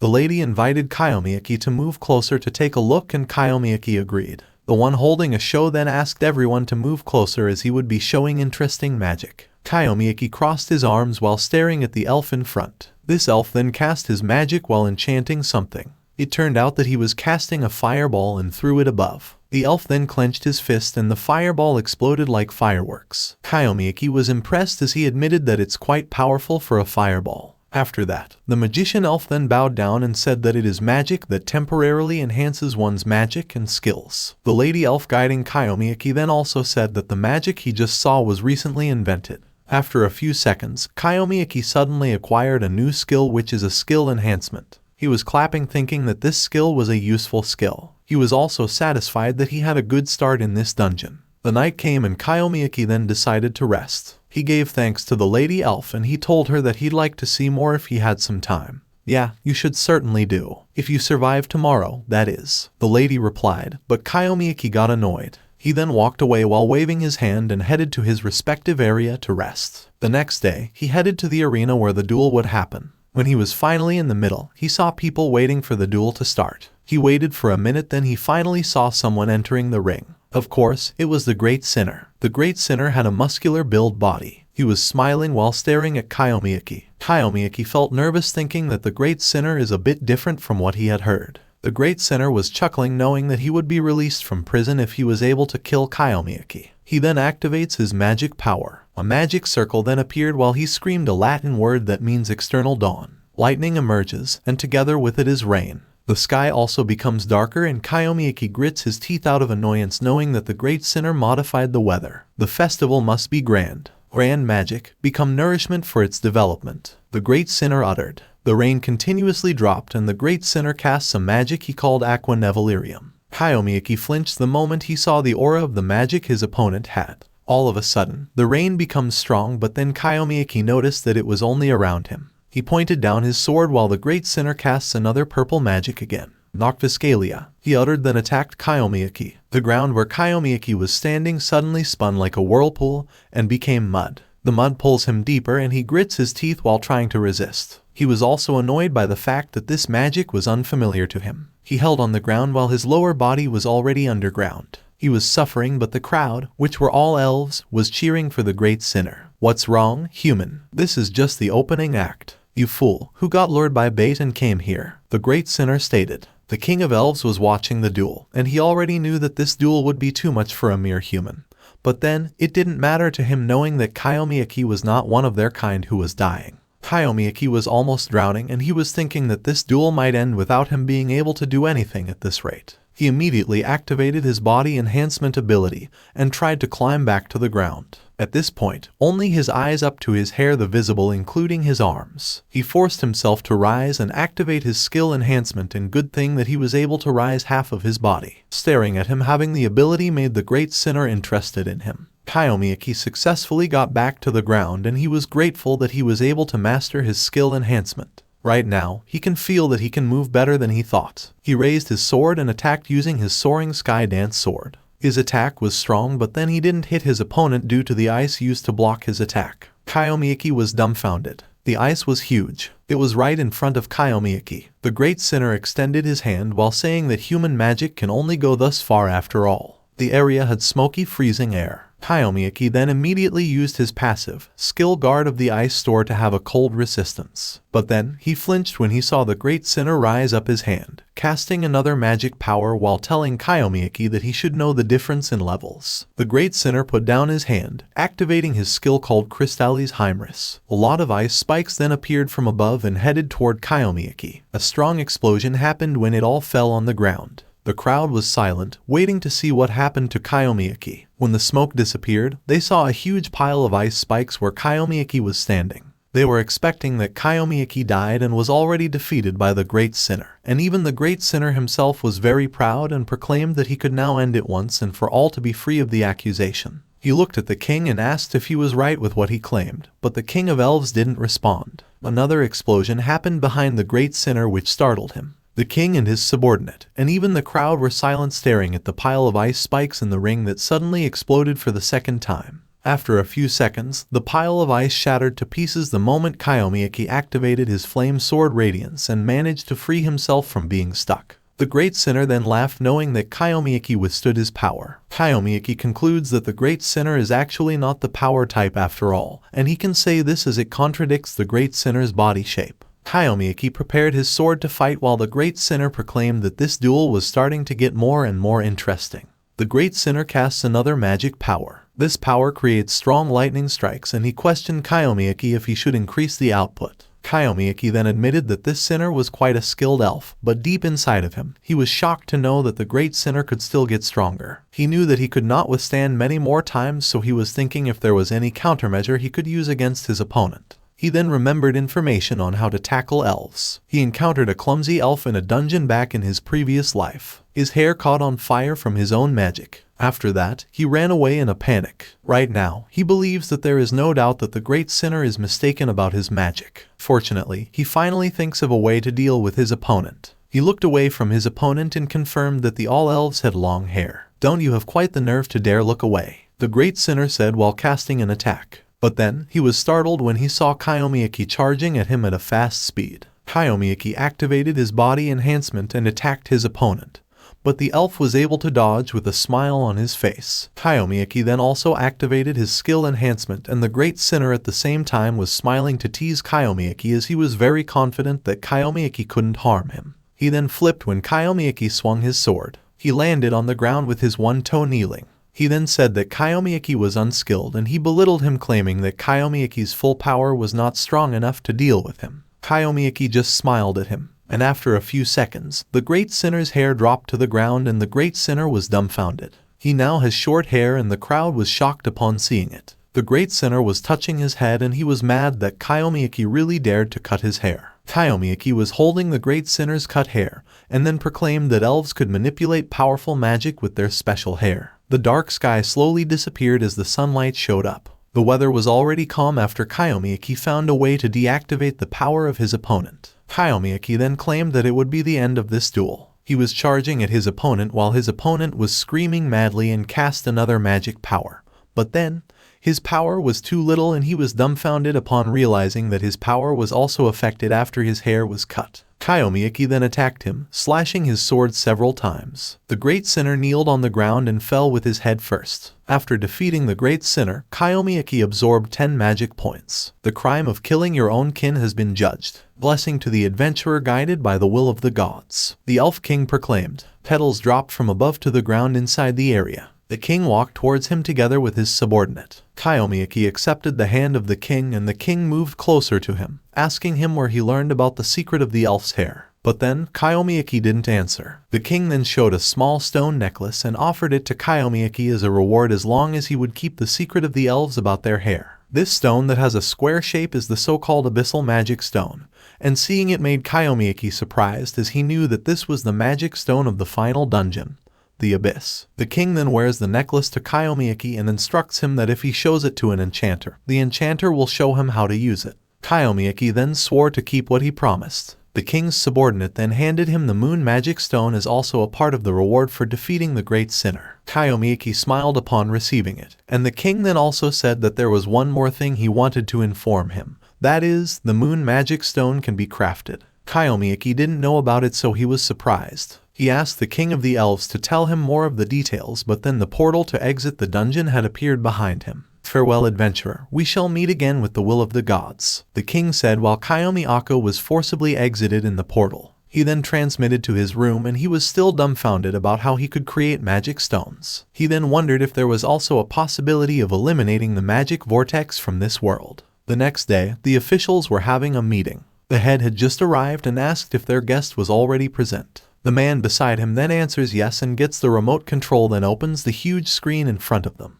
The first thing they saw was the muscular body of their guest. The officials were shocked and closely stared at the body of their guest. It turned out that their guest was Kyomi Aki, and Kyomi Aki was doing some workout while waiting for the meeting to start. The officials then call him, so he looks at his phone and hears the officials asking him to put some clothes on. Kyomi Aki then apologizes and reasoned out that he got bored, which is why he works out while waiting. He then asked them what this meeting was all about, and the head then cleared his throat and said that he wanted to recommend Kyomi Aki for a certain job. Kyomi Aki wore a black shirt while asking what job it was. According to the head, they are gathering skilled adventurers for a big job coming up. And with Alice's suggestion, they'd really like Kyomi Aki to take it on. Since Kyomi Aki heard the name of Alice, he permitted the head to tell him more information about it. The head then replied that what he was about to say was classified. He got his tab and told Kyomi Aki to make sure the information wouldn't leak outside. He swiped his finger on the tab and a hologram then appeared. In this hologram, a graph appeared. Kyomi Aki then asked what the graph was, and the head replied that it was a breakdown of the number of adventurers' deaths. Kyomi Aki observed the graph and noticed that the highest rating was the attacks by other adventurers. It might be hard to believe, but it's true. While it includes accidental deaths during adventurers, what I'm referring to this time is, the head stated. But before he could complete his sentence, Kyomi Aki raised his index finger and said that the head was referring to player killers. Am I right? He asked, and the officials were silent. After a few seconds, the head then admitted that he was surprised that Kyomi Aki knew about it. He added that this information hasn't been made public yet. Kyomi Aki then told them that he had just heard rumors about it. But he didn't mention that he heard it back in his previous life, and now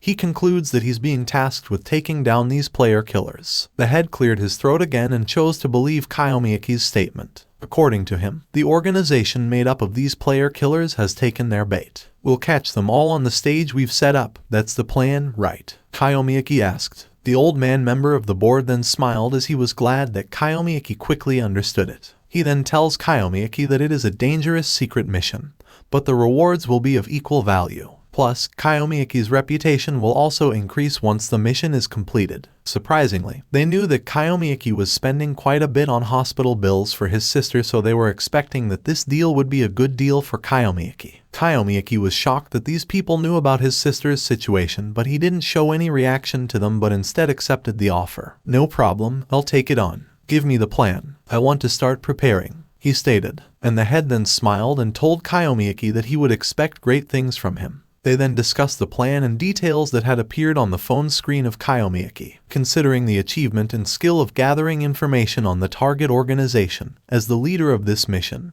they have appointed S-class adventurer Akira Babazono. At the same time in the dungeon, Akira was fighting against monsters. The monster he was currently fighting was a B-rank monster. Together with him are his videographers. It turned out that he was streaming. He then proclaimed that anyone can easily defeat this B-rank monster as long as they know the countermeasures. The monster swung its long nose and tried to attack Akira. The ground crumbled, but then Akira disappeared. It turned out that he managed to avoid it and jumped at the head of the monster. He then attacked its head and jumped down on the ground. The monster's head was sliced to pieces and the blood splattered around while Akira looked at the camera and proudly said that it was very easy. The ladies watching his stream were thrilled and idolized him so much. He then exited the dungeon and saw the ladies waiting for him outside. He stood in his car and gave thanks to everyone who watched his stream and supported him. I love you, everyone, he said with a smile on his face, but when he entered the car, he sat immediately inside. He was annoyed and complained that it isn't easy to be idolized by these pleasant ladies. The driver then told him to mind his words. The driver also informed him that they had received a message from the Blood Serpent. It was said in the message that the officials had fallen into their trap.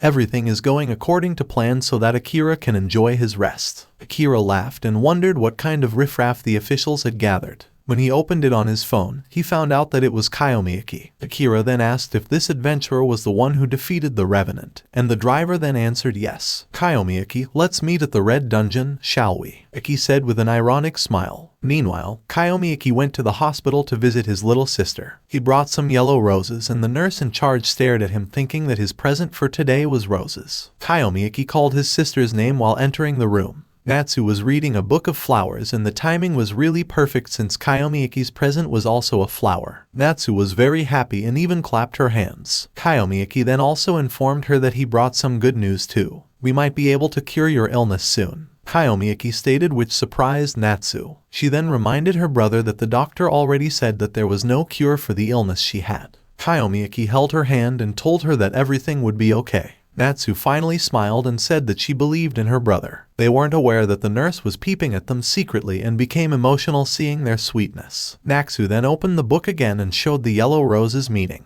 She said that the meaning of this flower is fading love, so Kyomi Aki feels awkward. He left the room with his head down and brought back the flower. The nurse then stares at him, claiming that Kyomi Aki is a type of a person who is devotional, since the yellow roses also mean devotion. When Kyomi Aki was already outside the hospital, he then called Alice over the phone and informed her that he already heard about the job offer. Alice then said that she would be glad if he would accept it. But then, she could not go this time with the job, but she was confident knowing that there would be enough skilled people included in this job. She mentioned Babazono Akira and Ikenos, who were very strong. Kyomi Aki checked the adventurer's details of Akira and found out that he was an assassin. Kyomi Aki was dumbfounded the moment he heard Alice inviting him to have a date together. Alice was looking at her reflection in the mirror and said that Kyomi Aki was a more talented person than she thought initially, which is why she wanted to get to know him better. Kyomi Aki then replied that he would think about it, and Alice then laughed, believing that Kyomi Aki was playing hard to get. But for her, being hard to get is quite cute for a man. Then, I'll be looking forward to it, she said, and Kyomi Aki didn't reply back. But he was sweating, wondering if the date Alice mentioned was already confirmed, despite that he said he would think about it first. The next day, the members of the job of eliminating the player killers were gathered by the officials. The head of officials then declares that the dark spot of adventurers, the player killers, will be buried later tonight. He admitted that this job is tough, but he believes that these adventurers they hired can do it. Kyomi Aki was just listening to him. He then saw a guy walking toward the official head, while the official head declared that this guy would be the leader of this mission. It was Babazono Akira, an S-rank assassin. As the leader, I'll do my best to guide everyone. It's alright, let's succeed together, Akira said, and everyone, including Kyomi Aki, clapped. Someone behind Kyomi Aki then approached him and asked if he was Kyomi Aki. Kyomi Aki turned around and asked her, who is she? Huh? You've heard from Alice-sama, right? Ikeno Zeru, Alice-sama's top disciple. The lady replied. She's an A0 rank archer. She stares for too long at Kyomi Aki, proclaiming that seems like Kyomi Aki was quite favored by Alice. Her aura changed and said that she wouldn't lose against Kyomi Aki. Someone behind her then stopped her for blabbering. This guy introduced himself. He's Shirota Teiki, a comrade and an A-rank poison alchemist. The two then walked in front while Kyomi Aki just stared at them. Eru was complaining that Alice chose such a low-rank adventurer, and Teiki then told her not to act like she knew everything. At this time, the system window appeared, giving Kyomi Aki a quest. He must steal Babazono Aki's smartphone. Kyomi Aki was confused about the quest, as he could not think of a reason why he needed to do it. He then looked at Akira and saw him smiling widely. Seemed like there was something suspicious against him. Meanwhile, a robot explains its operation for the day. According to the robot, inside the dungeon, a group of novice adventurers acting as decoys are receiving training under their leader's guidance. Due to confidentiality, they are unaware of today's operation. The Blood Serpent and their team of PKs, or player killers, have taken the bait they planted and are planning to ambush the decoys. The elimination squad will jump in the moment they appear and consequently annihilate them on the spot. The explanation was seen by everyone inside on the tab, including Kyomi Aki. All the participants are heading on their way using a plane. While Kyomi Aki remained seated, he heard voices talking nearby. When he checked it, it was Akari and his two friends. Kyomi Aki noticed that Akira had always been active since boarding, so he hadn't had the chance to steal his phone. While staring at them, a hair in front of him appeared. It turned out that it was Eru, asking him if he was really classless. Kyomi Aki then said yes, and he complained that the lady scared him. The lady then asked him if he was a fan of Akira since he had been watching him since earlier. Kyomi Aki then said, sort of, but then the lady senses that he was lying. What made you say that? Kyomi Aki asked. And according to Eru, Kyomi Aki was watching the direction of Akira's feet, a sign of waiting for the prey to show an opening. Kyomi Aki was speechless about how the lady noticed it. The lady then said that she was an archer, so she's good at following glances. What are you planning? I'll help you out. I've been told by Alice-sama too, she stated. After a few hours, the plane landed at its destination. Akira was about to get out of the plane, but then someone bumped him. It was Eru. She then apologizes to Akira without Akira knowing that she intentionally did it. Aki then focused on Eru, asking her if she was fine. At this moment, Kyomi Aki finally had the chance to steal Akira's phone and immediately walked away while Iru still got Akira's attention. At this time, Akira never thought his past experiences as an assassin would be useful here. Since the phone was already in his hand, the system notified him that he had completed the quest and acquired the cat's hand as the reward. He then looked back to Iru and admitted to himself that Iru was impressive in many ways. The phone of Akira suddenly vibrated. He then checked the incoming message and seeing it made him shocked and understand the situation. After a few minutes, they arrived in the forest, the main location of the dungeon. They then get out of the vehicle led by some officials. As per the head, if the intel was correct, PKs should be right up ahead, and all these participants were allowed to wipe them out. "We'll root out those evil," he uttered, and Akira and the others then cheered confidently. When they started moving, Iru asked Kyomi Aki if his information was really reliable. Kyomi Aki already informed her what he found on the phone of Akira. Kyomi Aki then told her to trust him instead. At this time, there were some officials who collected empty bento boxes and declared that they would skip breakfast together. Iru at the same time was puzzled, saying that she didn't think it would turn into this type of job. Kyomi Aki then tapped her shoulder and said that it would be fine as he would handle it. The lady blushed a little and then walked away while saying that Kyomi Aki was just acting cool when he was just classless. For her, a classless job isn't the strongest at all. At the same time, Akira and his friends were still cheering, motivating each other to protect everyone's back. Both Kyomi Aki and Iru were staring at Akira and they noticed the devilish side of his face. When Akira showed his tongue, the lady suddenly felt terrified. Kyomi Aki once again tapped her back and told her to be calm, knowing that she was a capable one.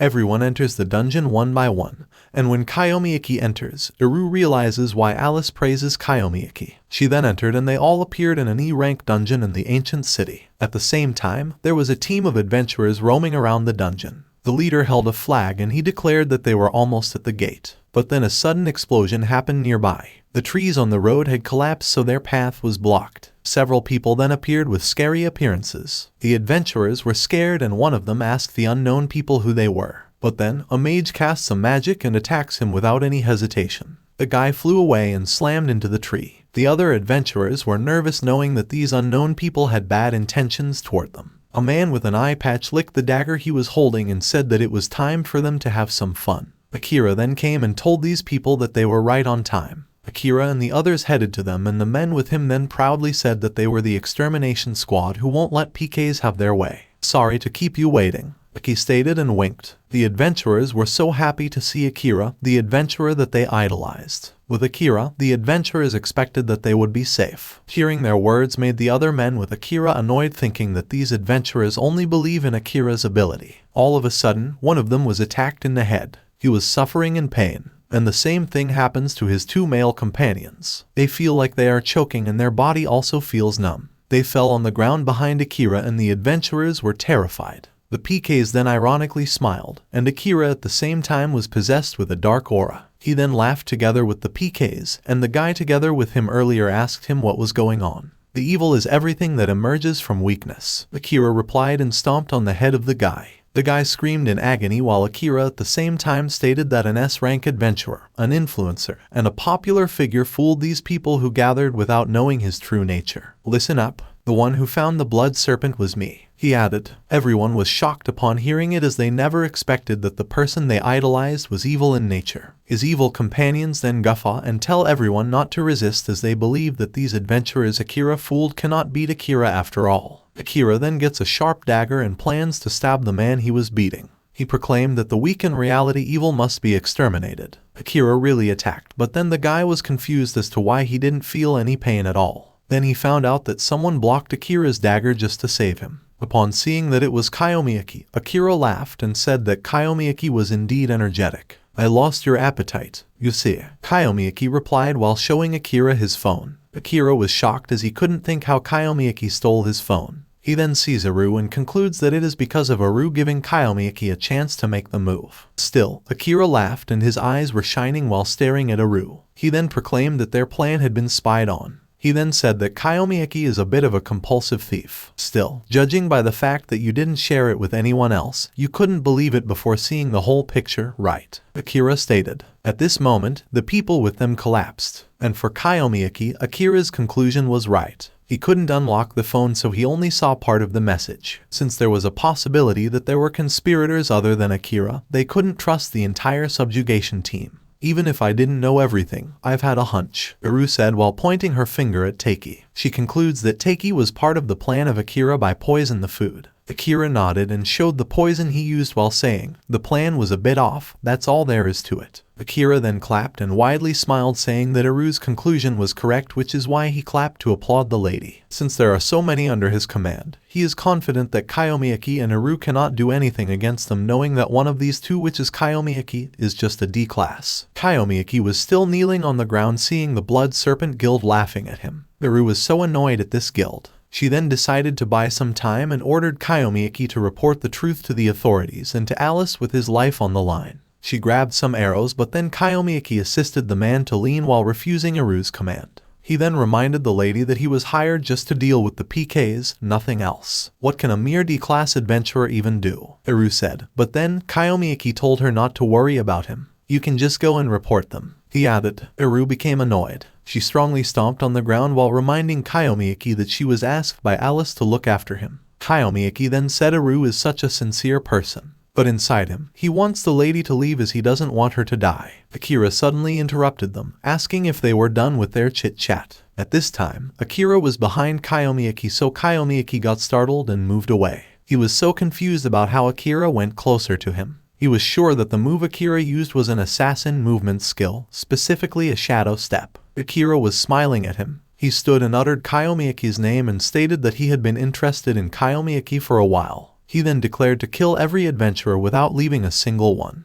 The remaining adventurers who were expecting help from him earlier were terrified. Akira then moved closer to Kyomi Aki at a fast speed, then asked him if he really thought he could stop him. Kyomi Aki didn't give any response at all. Akira then called his minions and told them to go as wild as they wanted, and also made sure to entertain him. All of his minions slowly walked toward Kyomi Aki and Uru. Akira then disappeared using his shadow skills. The enemies then charged at Kyomi Aki and Uru, but then Kyomi Aki saw the lady bend down and started shooting arrows. The lady's move was too impressive since she managed to shoot several enemies at the same time. The men who were shot by the arrows dropped to the ground and the blood shattered around, but the enemies continuously charged at them. The guy with the eye patch prepared to attack using his dagger with killing intent, and since he was the one in front, Uru aimed the arrow at him. Kyomi Aki was behind her and uttered her name. Kyomi Aki's eyes sparkled as he swung his sword. He was able to hit several enemies before they could hit Uru. Uru at the same time bends down, knowing that Kyomi Aki will do the move from behind her. Upon seeing all the enemies being harmed by Kyomi Aki's attack, Uru then stares at him in disbelief. Kyomi Aki then looked at her and reminded her that he often said that Classless is the strongest among all. It's not the class that is strong.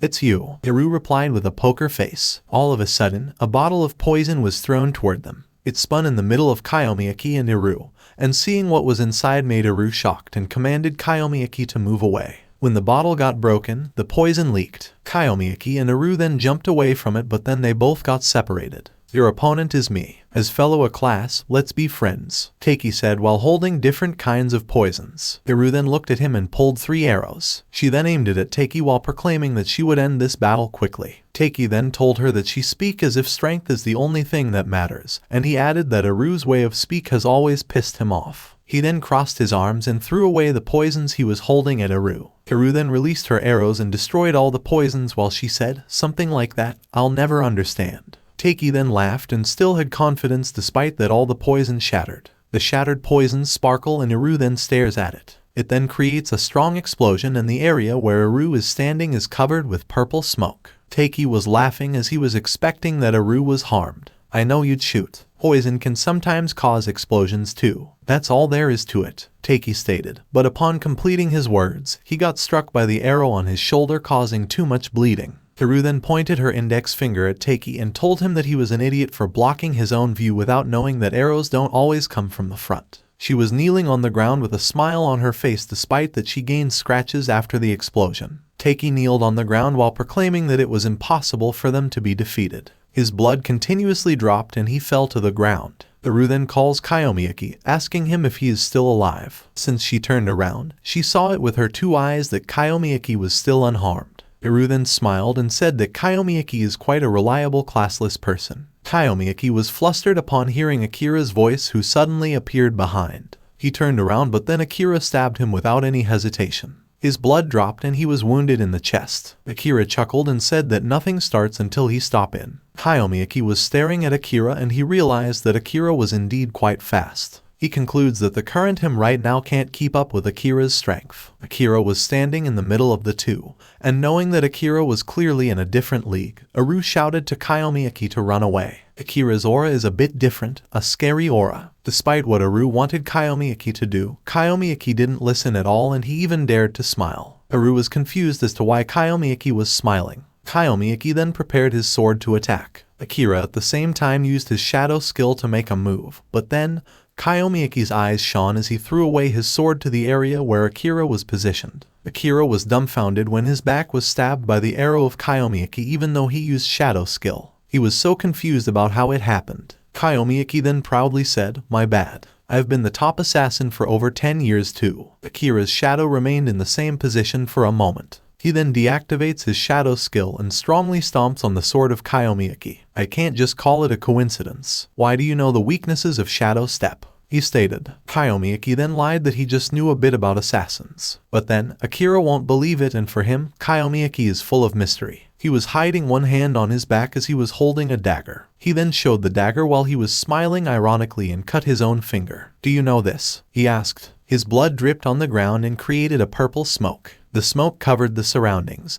and all the conscious adventurers including Eru were clueless with this skill. The smoke spread in the dungeon. Kyomi Aki was covered with it. He knew that this was also an assassin's skill called Dark Contract. He senses a familiar intoxication which made him believe that Akira was a contract assassin. Akira then threw a dagger at him, but he caught it easily. He was aware that this skill is the one which will be the most popular in 20 years and he knew about the tricks. Akira was about to attack him once more, but he caught Akira's hand. Akira was on the ground in his shadow form. He was shocked that Kyomi Aki still able to catch him on guard. Kyomi Aki then hit Akira's hand so the dagger Akira was holding spun above them. Akira was so annoyed and wanted to eliminate Kyomi Aki, but then Kyomi Aki still had the dagger and threw it to the ball flying into the smoke. It turned out that this ball was an eyeball, and this was called a shadow messenger of Akira. After hitting it, the contract slowly vanished. The messenger also disappeared and the knife dropped on the ground. Eru was surprised that the area was now cleared because of Kyomi Aki. Akira picked up the dagger and proclaimed that Kyomi Aki acted as if he knew everything about assassins. "I'll leave it to your imagination.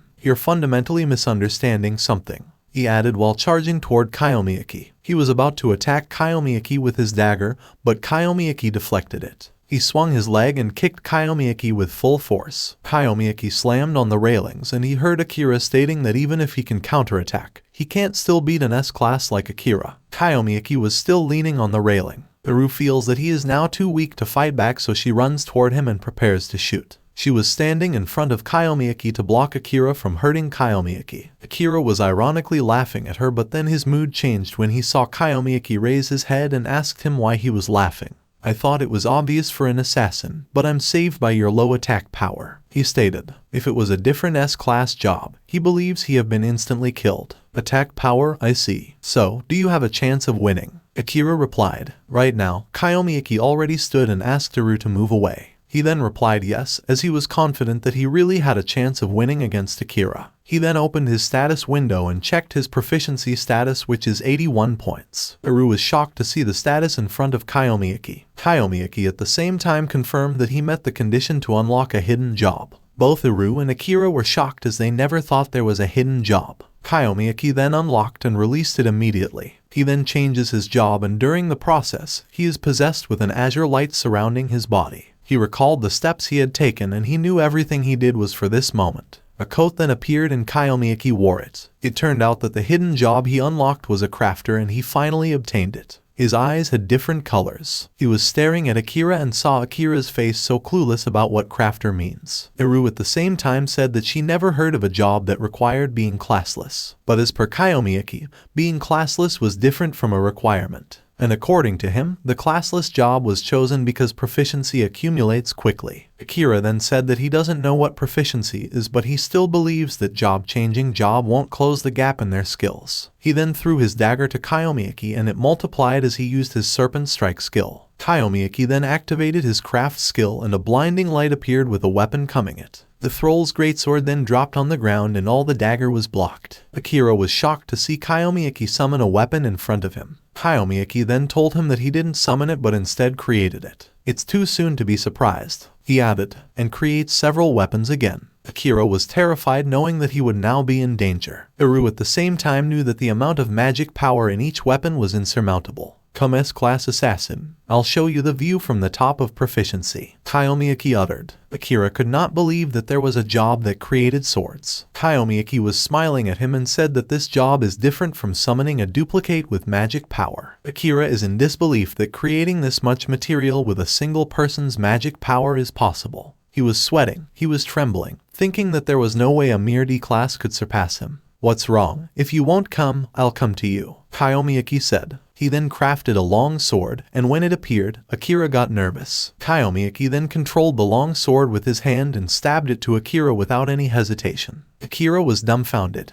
but in the end, his body was cut in half. His head dropped, but surprisingly, his body turned into black and white and then slowly vanished, leaving just smoke. Kyomi then realizes that the one he stabbed was only Akira's clone, which is another skill of an assassin. At this moment, Eru was staring at Kyomi Aki without knowing that the real Akira was below her. Akira was still flustered thinking about the power Kyomi Aki has plus the fast speed. With these combinations, Akira feels danger. At this moment, Kyomi Aki crafted another weapon. He pulls it from the ground. It created a flaming aura and it turned out that it was a shining sword Illuminous. He grips to the sword and lifted it up. It was still shining and with this sword, he casts an Illuminate skill. He was possessed with flame, and after activating its power, Akira came out forcibly. Eru was startled since she didn't think that Akira was below her. While controlling the power of Illuminate's skill, Kyomi Aki was casting another technique. It was the so-called Ice Sword Frostbind. Several of these swords appeared and Akira was staring at it with a nervous feeling.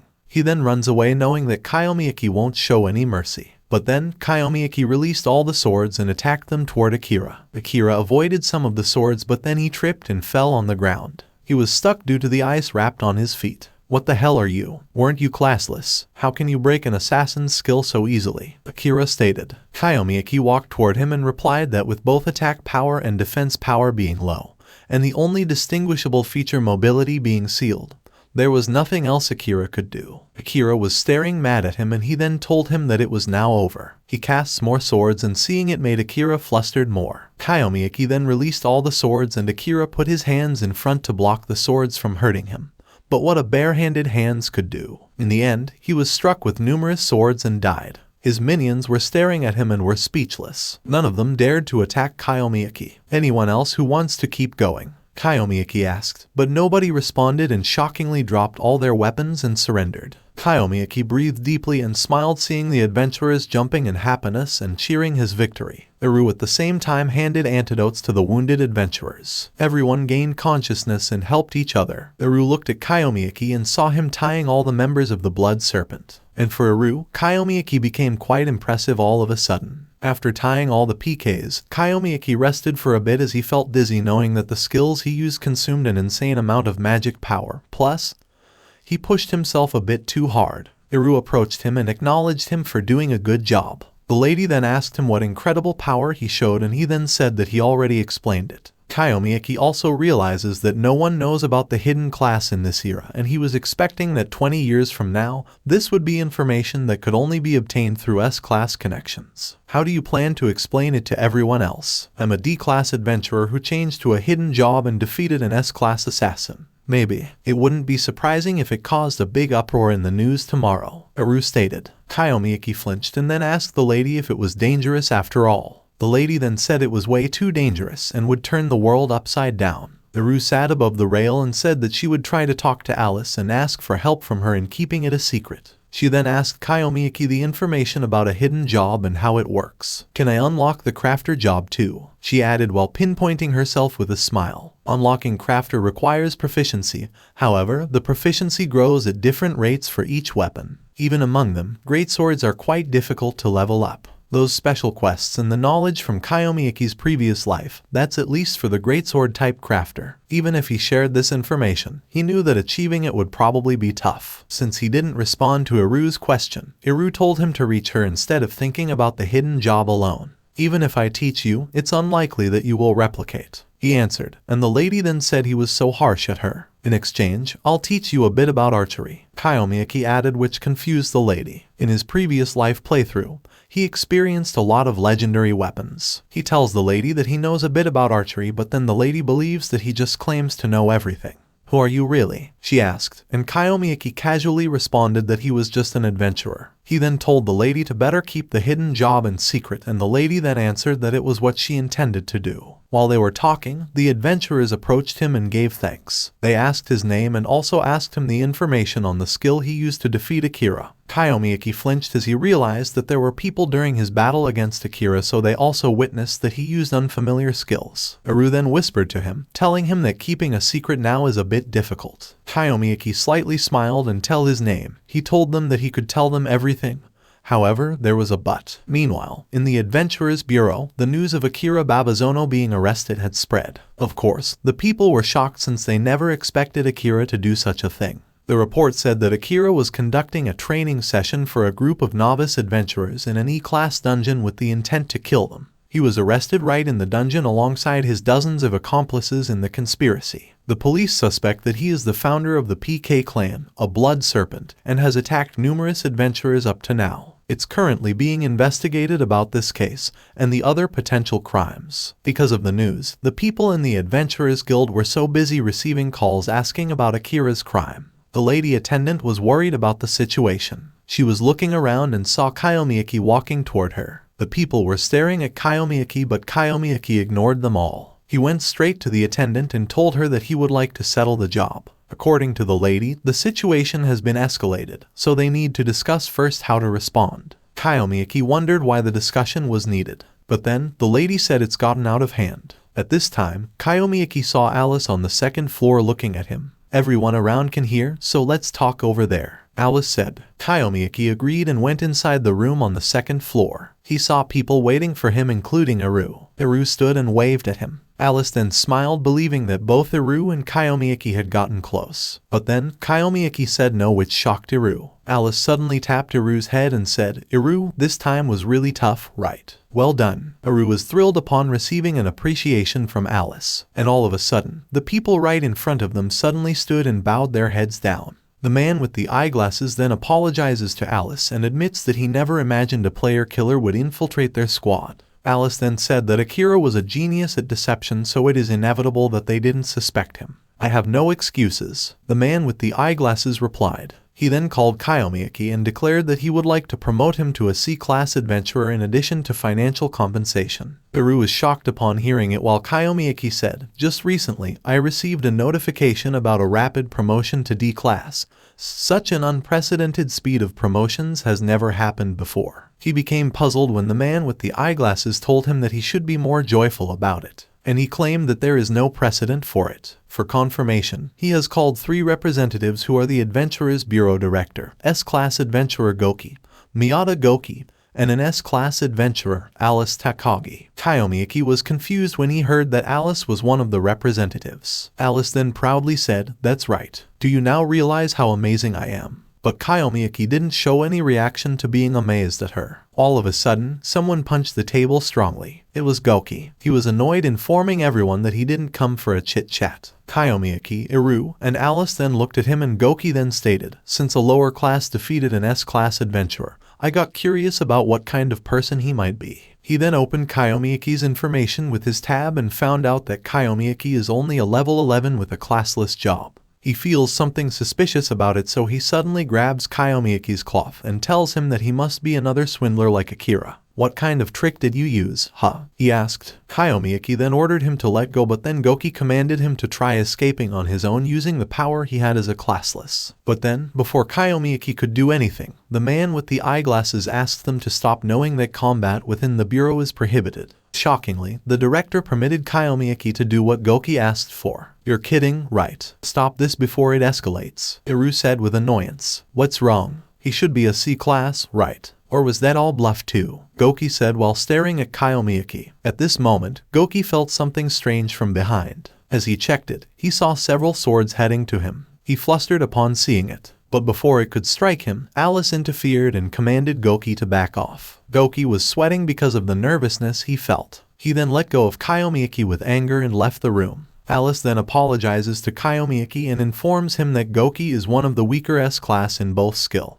and status, which is why he's desperate to protect his position. Alice asked Kyomi Aki to forgive Goki, and Kyomi Aki then responded that he didn't mind it at all. Alice then smiled and gave thanks for his kindness. She then said, even so, was that the rumored crafter? It was even more incredible that I had heard. Kyomi Aki was shocked by the fact that Alice knew about the crafter job. He then looked straight at Iru with a poker face, believing that it was Iru who told Alice about it. Iru was guilty, but she pretended that she was not the one who spread it. But since Kyomi Aki stares at her for a long, she ends up apologizing to Iru and admits that she told Alice about it when explaining the reason for the secrecy. Alice then held Iru and asked Kyomi Aki not to be mad. Kyomi Aki then became silent and stared at the bureau director. The director then asked him if he had plans to disclose the information about being classless. But then Kyomi Aki firmly answered no. The director then asked if he wouldn't still spit out any information even if they would offer him money, but Kyomi Aki still refused. He concludes that it could become a distraction for many adventurers and it might significantly disrupt the current standings of adventurers just like Goki. Besides, he believes that being scrutinized is also being troublesome. It's a pity, the director uttered, then walked away. Is that all for now? Can we call it a day then? Alice asked, and the director then answered yes. He exited the room while Kyomi Aki stared at him. Alice then tapped Kyomi Aki's shoulder and informed him that there was something she wanted to ask him, and there was also someone she would like to introduce to him. She said that Kyomi Aki would surely be surprised, and because of what she said, Kyomi Aki got curious. They were heading their way to that person, and as per Alice, this person has been looking forward to seeing Kyomi Aki again. There was a lady waiting for Kyomi Aki downstairs, and upon confirming who it was, Kyomi Aki was really surprised. It was a lovely lady with a yellow-colored long hair. They then immediately went to a famous restaurant inside a hotel. As they entered, people were jaw-dropping staring at them. They sat at their reserved table and heard people gossiping about the lady, knowing that she was the most famous infinite healer. It was an inconvenience, wasn't it, to suddenly invite you like this, the lady said. And Kyomi then replied, not at all. It's just that he was surprised a bit by how famous she was right now and how far she had become. Earlier, when they saw each other again, Kyomi Aki knew that the lady was none other than Naami. According to Alice, Naami has grown so much after going to the party Kyomi Aki suggested. Naami then informed Kyomi Aki that she leveled up to level 15. Kyomi Aki was shocked since level 15 was higher than his level. At that time, Iru suddenly asked him if he knew the healer revolutionary. But then, Kyomi Aki was clueless. Naami remembered the time Kyomi Aki decided to help her. Alice then said that there's been a lot going on since Naami has become quite the center of attention now. Naami then said that it was all thanks to Kyomi Aki. She accidentally formed her finger like a heart shape while Alice told Kyomi Aki that Naami wanted to thank him personally. Naami was blushing. She was shy, asking Kyomi Aki if they could go out for dinner together. Kyomi Aki was surprised and asked if it would only be just the two of them. He wasn't expecting to be invited by a lady, so she told her to have dinner alone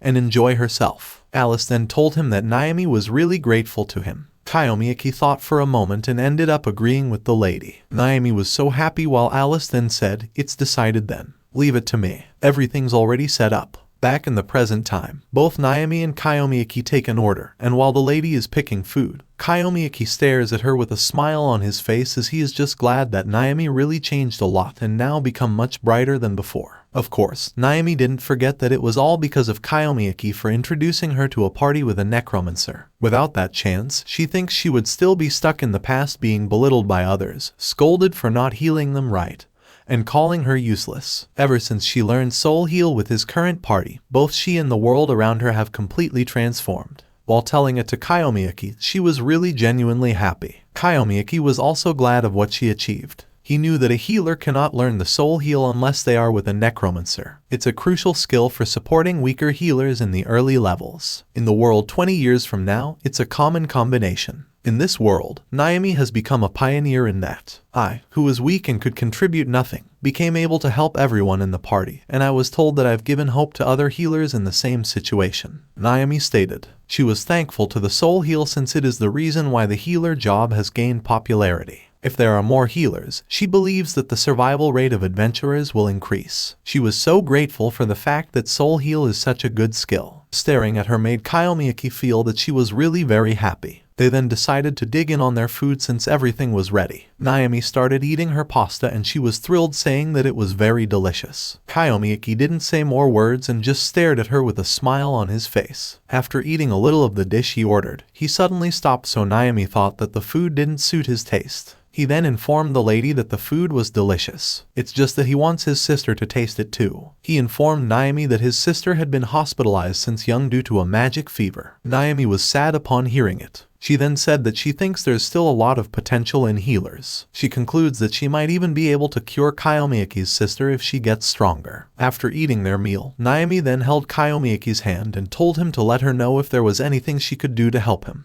To you who saved me from those hard days, I want to repay you, she said. Kyomi Aki then thanked her and told her that he would definitely ask when the time came. Since Kyomi Aki also touched her hand, she then suddenly blushed. She suddenly stuttered, trying to say something from her heart, but then Kyomi Aki suddenly cut her words and said, "No problem. Shall we go check it out after this?" Naami was dumbfounded as she thought that Kyomi Aki had what she was about to say. After a few minutes, they went to a pool on the rooftop of the hotel. Naami swam in the pool with her two-piece, showing her sexiness. Kyomi Aki was also calming himself topless above water. It was Alice who suggested they try the pool on this hotel's rooftop. For him, it is nice to do this once in a while. He didn't know that this wasn't what Naomi meant to say earlier. She was sad that she wasn't able to tell it immediately. Kyomi-san, do you have a girlfriend? She suddenly asked. Kyomi Aki only remembered his sister. He then answered no and honestly told the lady that he didn't plan on having one either. The lady then said great while splashing the water, which confused Kyomi Aki. Naami then said it was nothing, but she was really blushing upon knowing that Kyomi Aki was not with someone. She then grabbed the ball near her and threw it toward Kyomi Aki while saying that they must enjoy the water. Kyomi Aki then reached it, but he wasn't able to make it, so he fell. Naami then laughed while Kyomi Aki was underwater, swam toward her and suddenly grabbed her foot, then pulled her. They then raised their heads and breathed. Tears dropped from Naomi's eyes because of the joy she felt being together with Kyomi Aki. Kyomi Aki was near her face and stared straight into her eyes. "Naomi, shall I show you?" he asked. Naomi's face became reddish again as she thought that there was something Kyomi Aki really wanted to show her. But then, Kyomi Aki said he wanted to show his own swimming style. He then swam while saying that this style is called Adventurer's Tuna. Naami was puzzled since she really thought Kyomi Aki would kiss her. Kyomi Aki was enjoying his swimming style without knowing that there was a man looking at his way of swimming and thought that the name of his style was too lame. Naami was thrilled, saying that Kyomi Aki was so cool, so the guy behind her was shocked by her reaction and said that they were a weird couple. The next day, Iru was summoned by Alice. She was yawning since it was still 6:30 in the morning.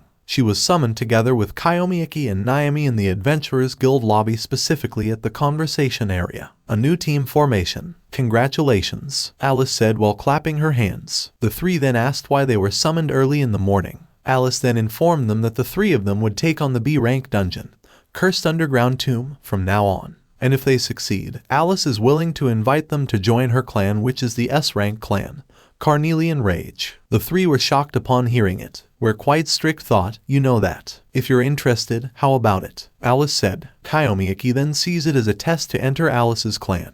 And of course, they are much more interested and promise to do their best. Alice was so happy that the three agreed. She was smiling while Kyomi Aki stared at her and remembered something. From his era 20 years in the future, Carnelian Rage was considered a top S-rank clan. By the time prior to his reincarnation, it had already disbanded. He remembers hearing about it on the news back then but cannot recall why. "You're lost in thought again. Do you get it?" Iru suddenly said. She was pointing her finger at Kyomi Aki, saying that it is quite an exception to get Scouter at his rank. She was currently a rank. Naomi is a B rank, while Kyomi Aki is a C rank. He was the lowest rank among the three and he just got to realize it. Eru then told him that he was too slow to realize. Anyway, let's work together again, Alice said. Eru then asked if it would be a charm again, and Alice then held her head and told her she was right, as it also affects their official admission. Eru then promised to give it their all to the test. At the same time, Kyomi Aki was confused as he thought Eru was already a member of the clan of Alice. Alice walked away while informing everyone that the test would begin tomorrow. She allowed the three to be dismissed and asked them to prepare for tomorrow's test. Eru then also walked away, informing Kyomi Aki and Naami that she was going home to play her backlog of games. But then, Kyomi Aki suddenly grabbed her hoodie and said, "If you have time on your hands, then come with us." "What? Do your own preparations. You're not a beginner," Eru replied with annoyance. But she was confused when Kyomi Aki told her that it wasn't his preparation that he needed to prepare, but instead for her. "We're going to get something good," Kyomi Aki added. At this moment, Naami felt jealous of the two, but she didn't show it. Meanwhile, they arrived at the C-rank dungeon, a 6-legged ancient forest. Eru was annoyed following Kyomi Aki, and she was also annoyed by the fact that Naami came with them. Naami only apologizes to her, but then Kyomi Aki says, "Is this okay? This errand is for this guy, though." Eru was annoyed that Kyomi Aki addressed her as a guy, while Naami at the same time agreed with Kyomi Aki, believing that this preparation would surely contribute to Kyomi Aki too and would give him experience points. But, deep inside, she was sad since she also wanted to stay with Kyomi Aki and be relied upon. Because of the jealousy she feels, she suddenly feels hatred toward Eru. Lucky for her, Eru permitted her to come but warned her not to get lost. Kyomi Aki then told them to be quiet. They were hiding in a bush and saw a centaur sleeping on the ground. This is the reason why they came, and Kyomi Aki was glad that they had found one early. He was smiling while staring at the centaur, believing that it was resting, which would be convenient for them to catch it. At this point, the system window appeared all of a sudden, giving Kyomi Aki a new quest, which is to heal the monster. Kyomi Aki was shocked with the quest as he never thought it was wounded. He then calls Naami, and Naami then immediately steps forward. Kyomi Aki asked the lady to heal the centaur silently, but when the lady took a few more steps, there was a grasshopper who suddenly flew and disturbed the centaur. Eru then panicked upon seeing the centaur wake up and planned to strike an attack. She immediately pushed Naami and Kyomi Aki down on the ground since the centaur tried to strike them with an arrow. Luckily, the arrow ends up struck on the tree. Naami was so scared, staring at the centaur aiming another arrow at them. Suddenly shooting an arrow, such an incredible reaction speed, that was close. Kyomi Aki said. Naami was stuttering, saying that centaurs normally don't attack humans. Kyomi Aki then told her she was right, but he believed this time wasn't normal. The centaur was so mad and was about to release her arrow, but Kyomi Aki tried to stop her by telling her that they were not there to fight. The centaur was shaking and was still hesitant to believe Kyomi Aki. But then, she suddenly fell to the ground, and Naami then instantly realized that this centaur was in pain.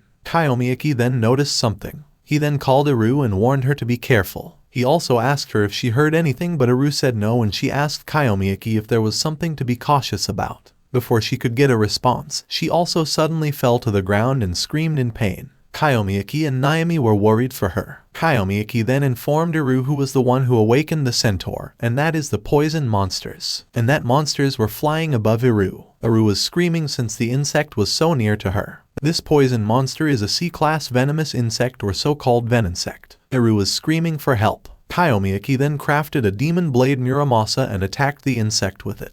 The insect was screeching above Kyomi Aki, and there were also small insects surrounding it. Kyomi Aki then grabbed a poisonous scale powder and threw it toward the insect. However, both ladies coughed the moment they breathed it unintentionally. Kyomi Aki then wonders if it was a bad move from him. He informed the ladies about the powder and commanded them to move together to the shadow of the tree. He knew that the insect was a really tough enemy, and he wanted to end this with the first move. Kyomi Aki assisted Naami in hiding while Eru was still on the ground. She was trembling in pain. Her veins on her legs were showing out due to the poison. The insects then rushed toward her, and Kyomi Aki then immediately crafted a thunder sword and attacked all the insects nearby. The insects were falling. Kyomi Aki then asked Eru if she could stand, but Eru suddenly apologized, admitting that she thought this dungeon was an easy one, which is why she let her guard down. Eru was surprised since she felt she was healed in an instant. It turned out that Naami used healing magic to cure her. While Naami was continuously healing Eru, Kyomi Aki asked her if she was using an area of effect magic. She then replied no and informed Kyomi Aki that she was casting it to them individually. However, she can't give Eru poison resistance and instead needs to keep casting it continuously. By continuously using magic, Kyomi Aki realizes that Naami is minimizing the effects of the falling poisonous scales. The caster can't move easily while chanting to maintain concentration. In other words, they have to resolve their problem now before Naami's mana runs out. Kyomi Aki then called Aru and asked her if she could take down the insect right in front of them. This insect was the queen, and after paralyzing them with the poison, the queen has her minions attack. They would surely turn them down into meatballs and take them back to their nest as per Kyomi Aki. Aru felt disgusted upon hearing it. Kyomi Aki then informed the ladies that he would be the one to handle the small insects and leave the rest to Aru.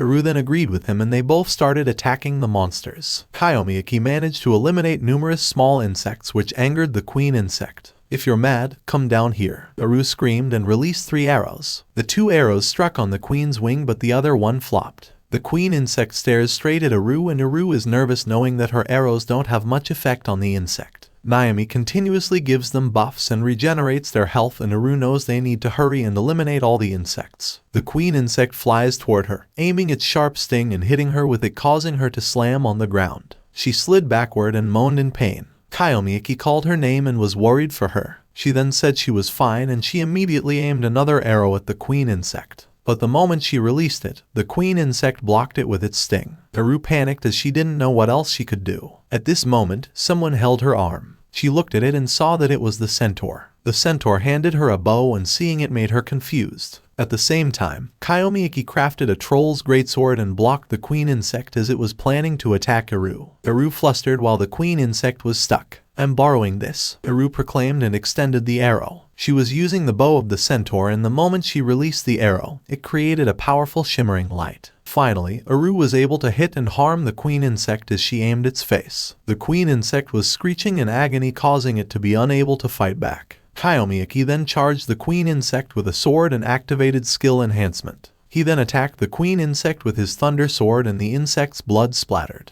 Kyomi Aki slashed it to pieces and its parts fell on the ground. Naami breathed in relief not until she heard Aru calling her. "Hey, can't you help her?" Aru asked. She wanted Naami to heal the centaur. Knowing that Naami used lots of her energy and mana, Kyomi Aki asked her if she was fine with it and if she could hang on a bit longer. Luckily, Naami answered yes. She then activated her healing power and treated the centaur. The centaur rose and was surprised to see herself getting better. Right at this moment, Kyomi Aki received a notification that he completed the quest and reward items will be issued which is another adventurer's key. Aru was so happy. She was smiling at the centaur. She handed back the centaur's bow and gave thanks to her kindness for letting her use the bow. Surprisingly, the centaur refused to accept the bow. She was smiling at Aru and left without any words. Aru was puzzled, wondering if the centaur intentionally wanted to give the bow to her. She then heard Kyomi Aki call her name. Kyomi Aki pointed his finger to the bow Aru was holding and informed her that this bow was the ultimate gear for archers. Aru was shocked upon hearing it since she was really clueless. Kyomi Aki then recalls that he told Aru before about a bow. According to him, centaurs craft their bows by blending their own magic into them.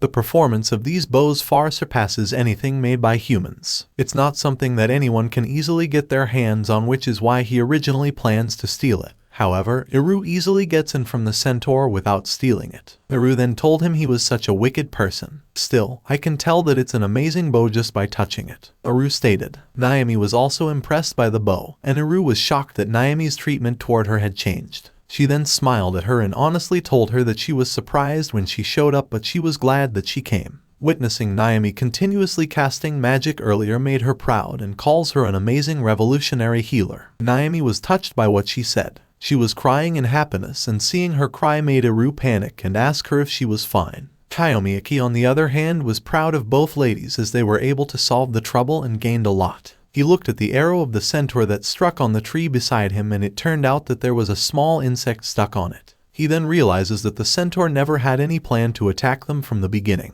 He then smiled slightly the same as the centaur. The next day, the three went too early to the adventurer's office. Alice was so excited informing them that they should now begin with the Carnelian Rage entrance test. Aru was calm and also excited. Naomi was so tense, while Kyomi Aki still had the same reaction. "You guys will be fine. I wish you the best of luck. See you later," Alice said while waving at them. The three then headed their way. While walking, Naomi told both her companion to do their best. However, Kyomi Aki feels that she's so tense, so he tells him not to be tense. Uru agreed with Kyomi Aki. She raises her bow and tells Naami that no matter what appears, she will take it down with her new bow. Leave it to me, she added. Meanwhile, they arrived at the B-rank dungeon, the cursed underground tomb. However, Uru shivers in fear. There were many bats inside which scared her. Naami then asked her if she was fine and she lied that she was. They were just following Kyomi Aki since Kyomi Aki led the way. He was looking at Uru wondering where the confidence of Uru from earlier go. According to him, the cursed underground tomb is a place where undead monsters gather. Most ghost-type monsters are immune to physical attacks, and he admitted that he is not good with these monsters either. You never told us. Besides, your idea of not good is different from ours, Uru said with fear. Her mood instantly changes and added that monsters will remain as monsters after all, and everything will be over after defeating all of them. Naami beside her was smiling, believing that she was scared of ghosts,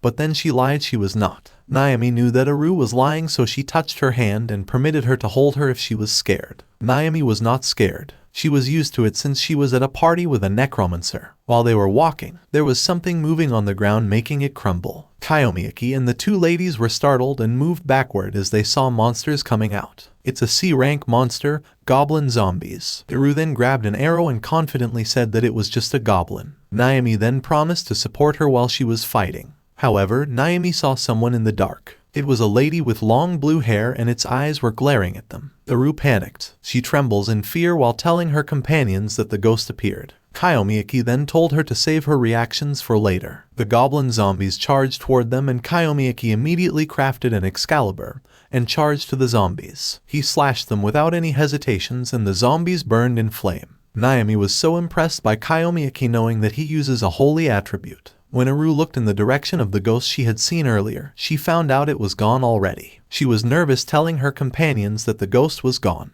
As per Kyomi Aki, a crafter's strength lies in selecting the most compatible weapon. However, powerful attributes consume a large amount of magic. The corpses of the goblin zombies Kyomi Aki killed melted. It suddenly floats as it turns out that it was summoned by the C-rank monsters, Soul Devourers. Kyomi Aki then added that they were at a disadvantage now against a monster without a physical form. Uru was still scared. She was hoping that Kyomi Aki was kidding since she was also a physical fighter. She was begging Kyomi Aki to do something and she wished Kyomi Aki would handle their situation right now. Kyomi Aki then told her that it was out of his control. Naami at the same time was casting her magic power. She was murmuring and there's a blinding light emerged from her staff. The monsters were blinded by it. They suddenly melted and were sipped in by the staff of Naami. Naami then pointed her staff at Kyomi Aki and cast a soul heal magic. Scratches closed, the monsters landed on the ground, which means Naami eliminated the monsters. No way. A healer defeating a monster? How did you do it? Uru asked in disbelief. According to Naami, Soul Heal infuses a powerful healing spell into the souls of the undead.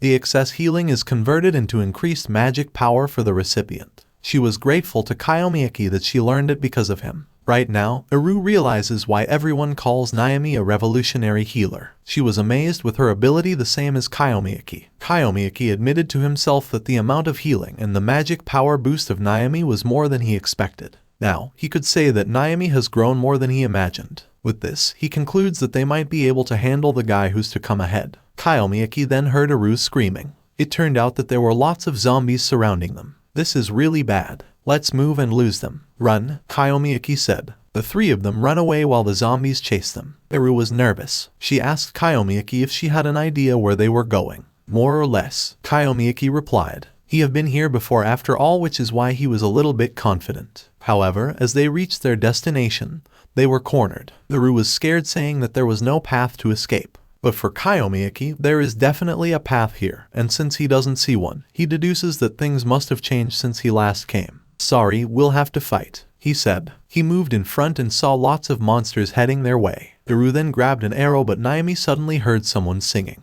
The one who was singing was standing behind the monsters. He was asking the three humans to sleep and get lost. Uru trembled again. She was pointing to the one who was singing, claiming that this creature was the one she saw earlier. Kyomi Aki then told them that this creature was the king of the dead. He cannot believe that they encountered it at such a place. But even an S-rank adventurer could fall prey to it. Cover your ears. We don't know what it might do, he said. However, Naami noticed that nothing was happening to them hearing the singing of the king of the dead. Kyomi Aki was shocked when he saw the zombies harmed by listening to the song. All of the monsters passed out. The king of the dead sang, in a cage, descend to this mother's place. She slowly landed on the ground and cast her magic power toward Kyomi Aki and the ladies. Sleep lost one, she uttered. The three were wrapped by her magic. They flew away while covering their faces with their arms. They slammed into the wall strongly, and Iru then noticed that she could not pull her own body. She then told Kyomi Aki and Naami that they were phasing through the walls. They were all panicking, wondering what they should do. Kyomi Aki was staring angrily at the king of the dead. He never thought that this king had this kind of ability. He was wondering what the king of the dead was planning to do with them. The king of the dead continuously casts her magic power, letting the three pass through the wall. When the three completely passed, they slammed into the ground and were in pain.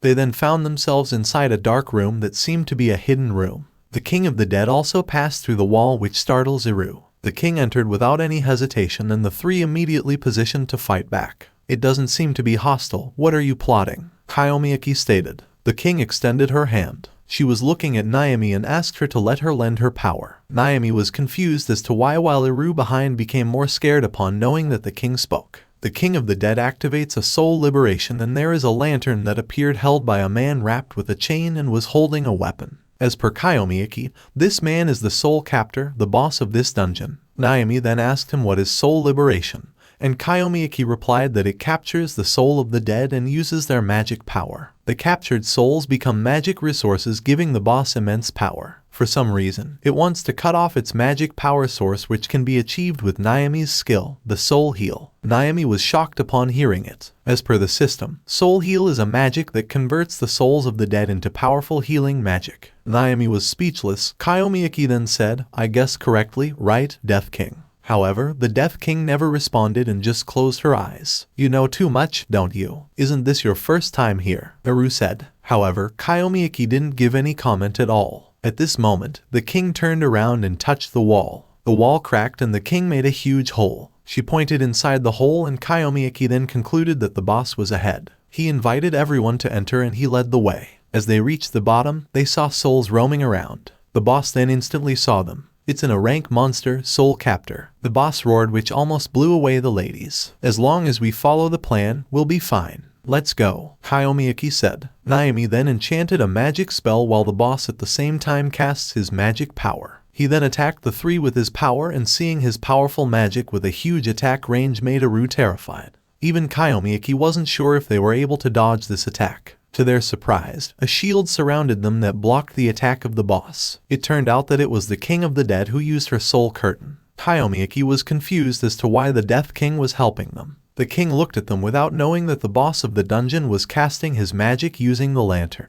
The Death King was harmed. The boss continuously casts an attack and it comes out from the lantern he was holding. Kyomi Aki then noticed that the lantern was the source of the boss's magic power, and as long as it's there, the boss will keep attacking infinitely. The Death King was getting weaker. Kyomi Aki looked at her with pity, knowing that she was suffering in pain at this moment. Chanting completed. Thanks for the wait. Here I go, Naami suddenly said. She then activates her soul heal while the boss continuously attacks them. At this time, Kyomi Aki and Iru feel amazed upon receiving a buff from Naami. Iru then prepared her bow and confidently said that she didn't feel like losing now. She then released a fire arrow and the boss immediately extended his hand and cast a soul curtain. A shield then appeared. However, it was cracked when Iru's fire arrow landed on it and passed through the boss. The boss screamed in agony. Iru was grateful for the surplus magic power combined with the incredible power of her newest bow. With this power, she was sure they could push through. She was about to release another arrow, but then the boss grabbed its chain and proclaimed that all the souls belonged to him. He then threw the chain at Iru and the chain wrapped Iru's arm. The boss then pulled the chain and Iru was grabbed. She was screaming. She let go of her bow. The boss grabbed her hair and casts magic from the lantern. Iru was in pain. Naami was worried and ran toward her while screaming her name.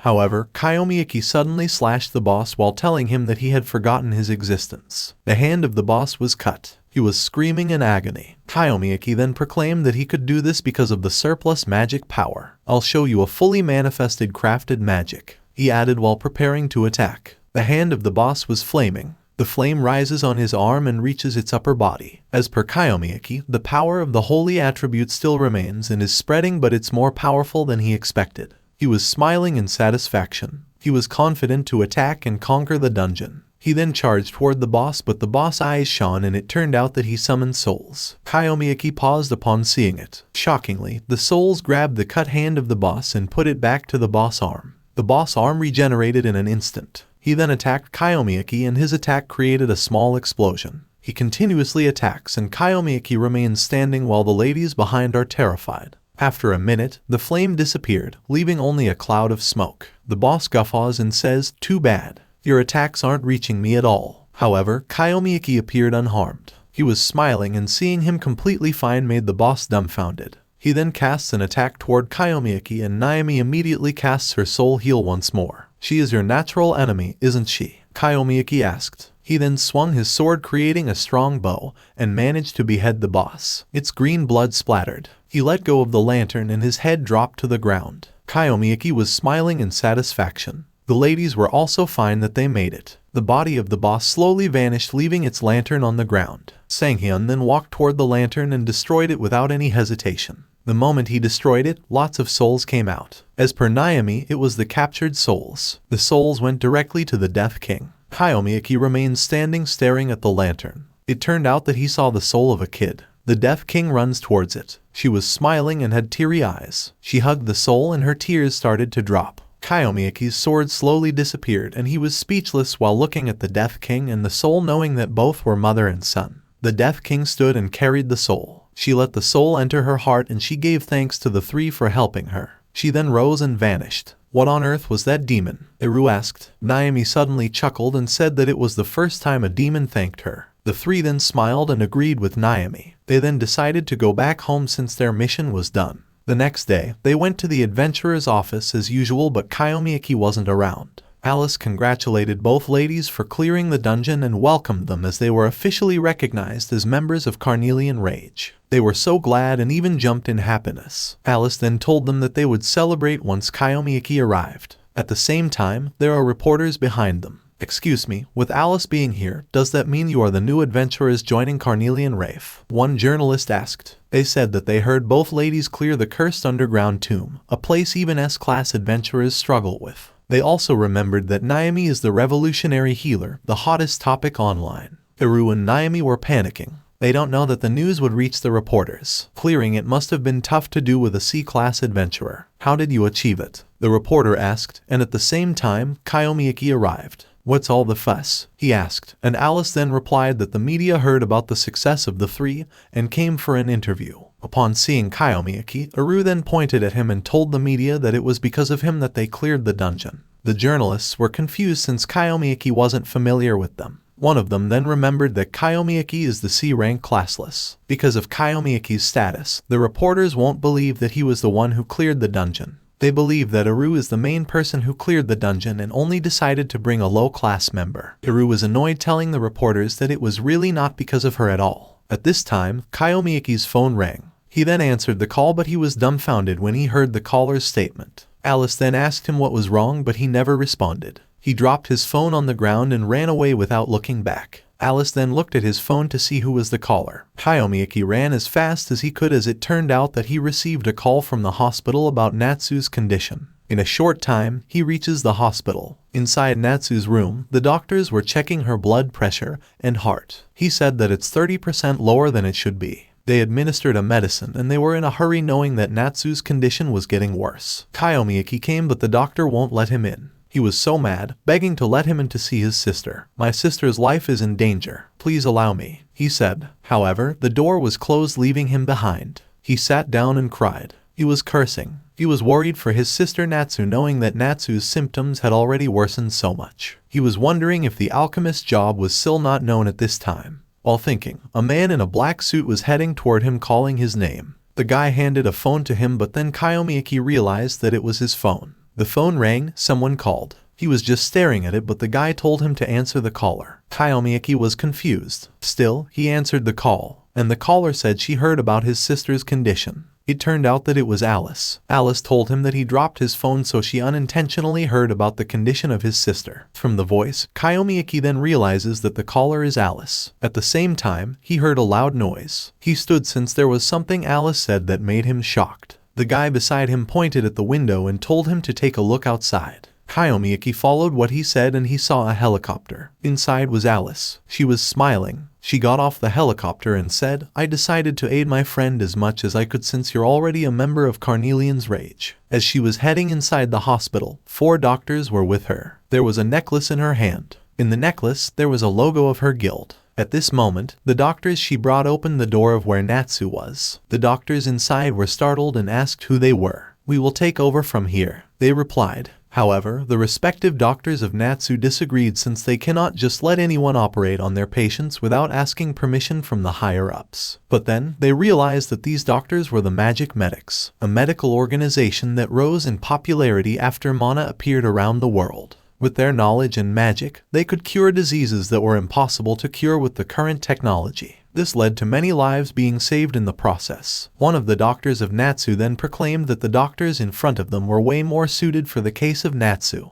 The other doctor was annoyed, but they still let the magic medics take good care of Natsu's condition. The magic medic then started checking Natsu, and they were informed that the kid had a disease named Mana Vortex, which was already on stage 3, and they decided to start with the mana draining operation. The doctor and nurses of Natsu left the ICU. Kyomi Aki at the same time questioned Alice about why those 4 great people suddenly came. Alice then told him not to worry since those people were trusted. Still, Kyomi Aki was nervous, worrying about his sister. Meanwhile, they were still outside the ICU waiting to get a result. They heard footsteps and the doctors came out. Kyomi Aki immediately stood and asked about his sister's condition. One of the doctors then said that they managed to stabilize Natsu's condition and would surely get better soon. Kyomi Aki then thanked the doctor and informed him that Alice summoned them, so he should be thanking her instead of them. "Don't worry about it. It's my style after all," Alice said. "That's your style, huh?" Kyomi Aki replied, and Alice said yes. She patted Kyomi Aki's shoulder and whispered to him that she just couldn't leave him alone.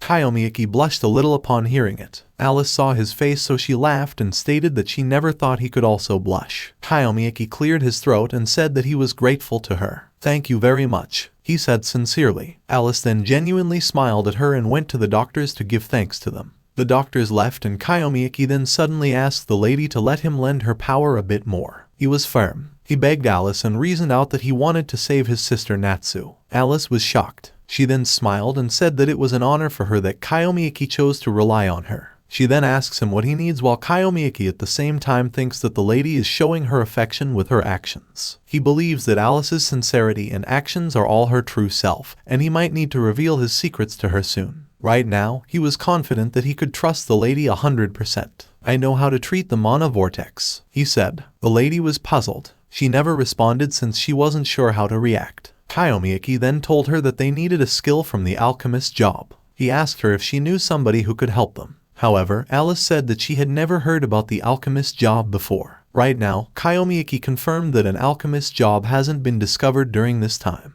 The only solution he was thinking of to meet an alchemist was to go to the Elves world. He concludes that the skill of that job is the key. According to him, a mana stone called Moon Magic Stone is one created by somebody with an alchemist job and is the only cure to the mana vortex. Alice then said that he had heard about the Moon Magic Stone before, but this was the first time he heard that this stone has another use. Alice turned around without asking much. "Are you not doubting my words?" Kyomi Aki asked. And Alice then casually said that she knew Kyomi Aki was a man with secrets. She turned back around and told Kyomi Aki that he didn't have to reveal everything to her. She extended her hands and confidently said that she won't abandon her friends. She then informed Kyomi Aki that she had seen someone who changed the structure of mana stones before. Kyomi Aki was shocked upon hearing it. Alice continues to speak. She added that she doesn't know if it's the skill Kyomi Aki was looking for or not, but she believes it's worth checking. Kyomi Aki agreed with her, and Alice then told him to be prepared since the person she was referring to was quite a big shot. From the other point of view, a man riding in a car and was heading to the Tokyo Central University Hospital. He got out of the vehicle and it turned out that he was a doctor. He's Kanzaki Tera. The reporters and journalists immediately run toward him upon seeing him. The first question he answered was about the newly succeeded medicine he just developed. He confidently said that the medicine wasn't that hard for him.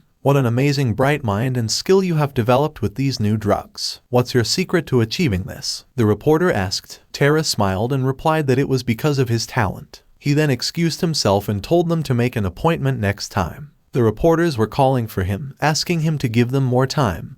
However, he never looked back. Tera really believes that his talent is really natural, a pure gift from God. As he entered his office, his subordinate came to inform him that his rewards for developing the new medicines were on the table. Tera then gave thanks and immediately sat at his table. He instantly saw the reward his subordinate mentioned and opened it. It was a lot of money. He grabbed one and smelled it while saying that it was his pure happiness. He then raises his hand and proclaims that his talent is just like alchemy. His phone suddenly rang and he answered it immediately since it was a call from his father. His father told him that there was someone who wanted to meet him. Tera asked who it was and his father replied that he didn't know, but he believed it was a person who held a pretty authority. What do you mean? Tera asked in confusion. His father then stated that it was urgent for him and his hospital, and he wanted Tera to just meet the person. His father then also informed him that the person's date would be sent to him. The call ended and Tera then received the data. He was wondering who was the person who could even put pressure on his father. It turned out it was Kyomi Aki, and upon knowing that Kyomi Aki is just a C rank,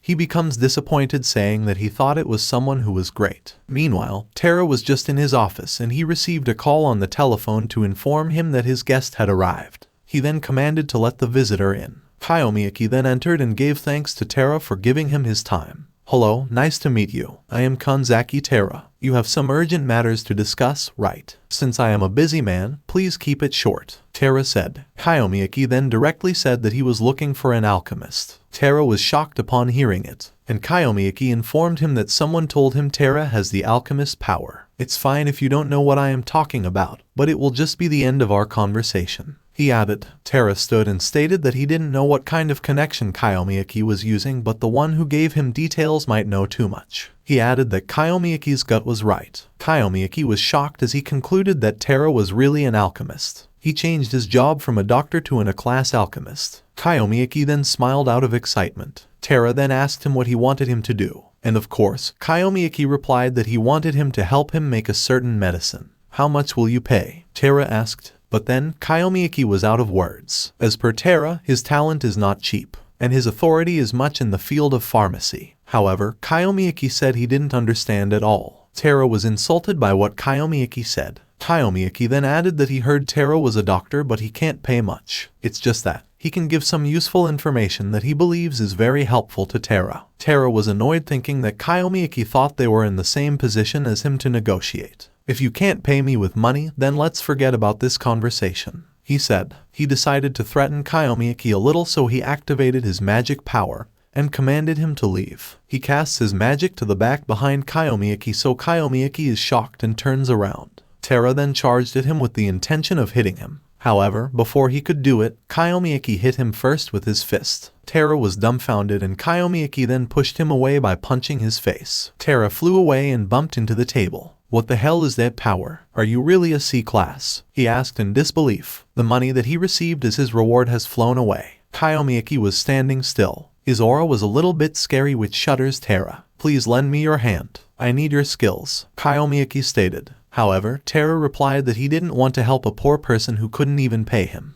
By Tera's statement, Kyomi Aki was sure that money is really important to Tera. Taya catch 10,000 bill and smiled, then said that money is heavier than life. Kyomi Aki slightly smiled and pointed his index finger at Tera and told him that he would be able to make tons of money if he would do what Kyomi Aki wanted him to do. Tons of money, you say? Tera asked. Kyomi Aki then replied yes and proclaimed that he had the power to predict the future. For him, it's not like he's completely lying, since he's planning to only talk about the future events that he has experienced. If you were to cooperate with me, I'll make you tons of money, he said with crossed arms. However, Tera won't believe him and says he is spitting nonsense. Despite that, Kyomi Aki understood that it was normal for Tera not to believe him now. He knew Alice was always at her own pace, but he didn't want to back down now. He grabbed his phone and Tera then asked what he was trying to do. He then replied that he would show his prediction since Tera doubted him so much. Tera then smiles and teases Kyomi Aki that he will only predict the weather forecast. Kyomi Aki showed an image on his phone. He proclaimed that in the near future, this guy will cause a traffic accident and will be caught for a hit-and-run crime. According to Kyomi Aki,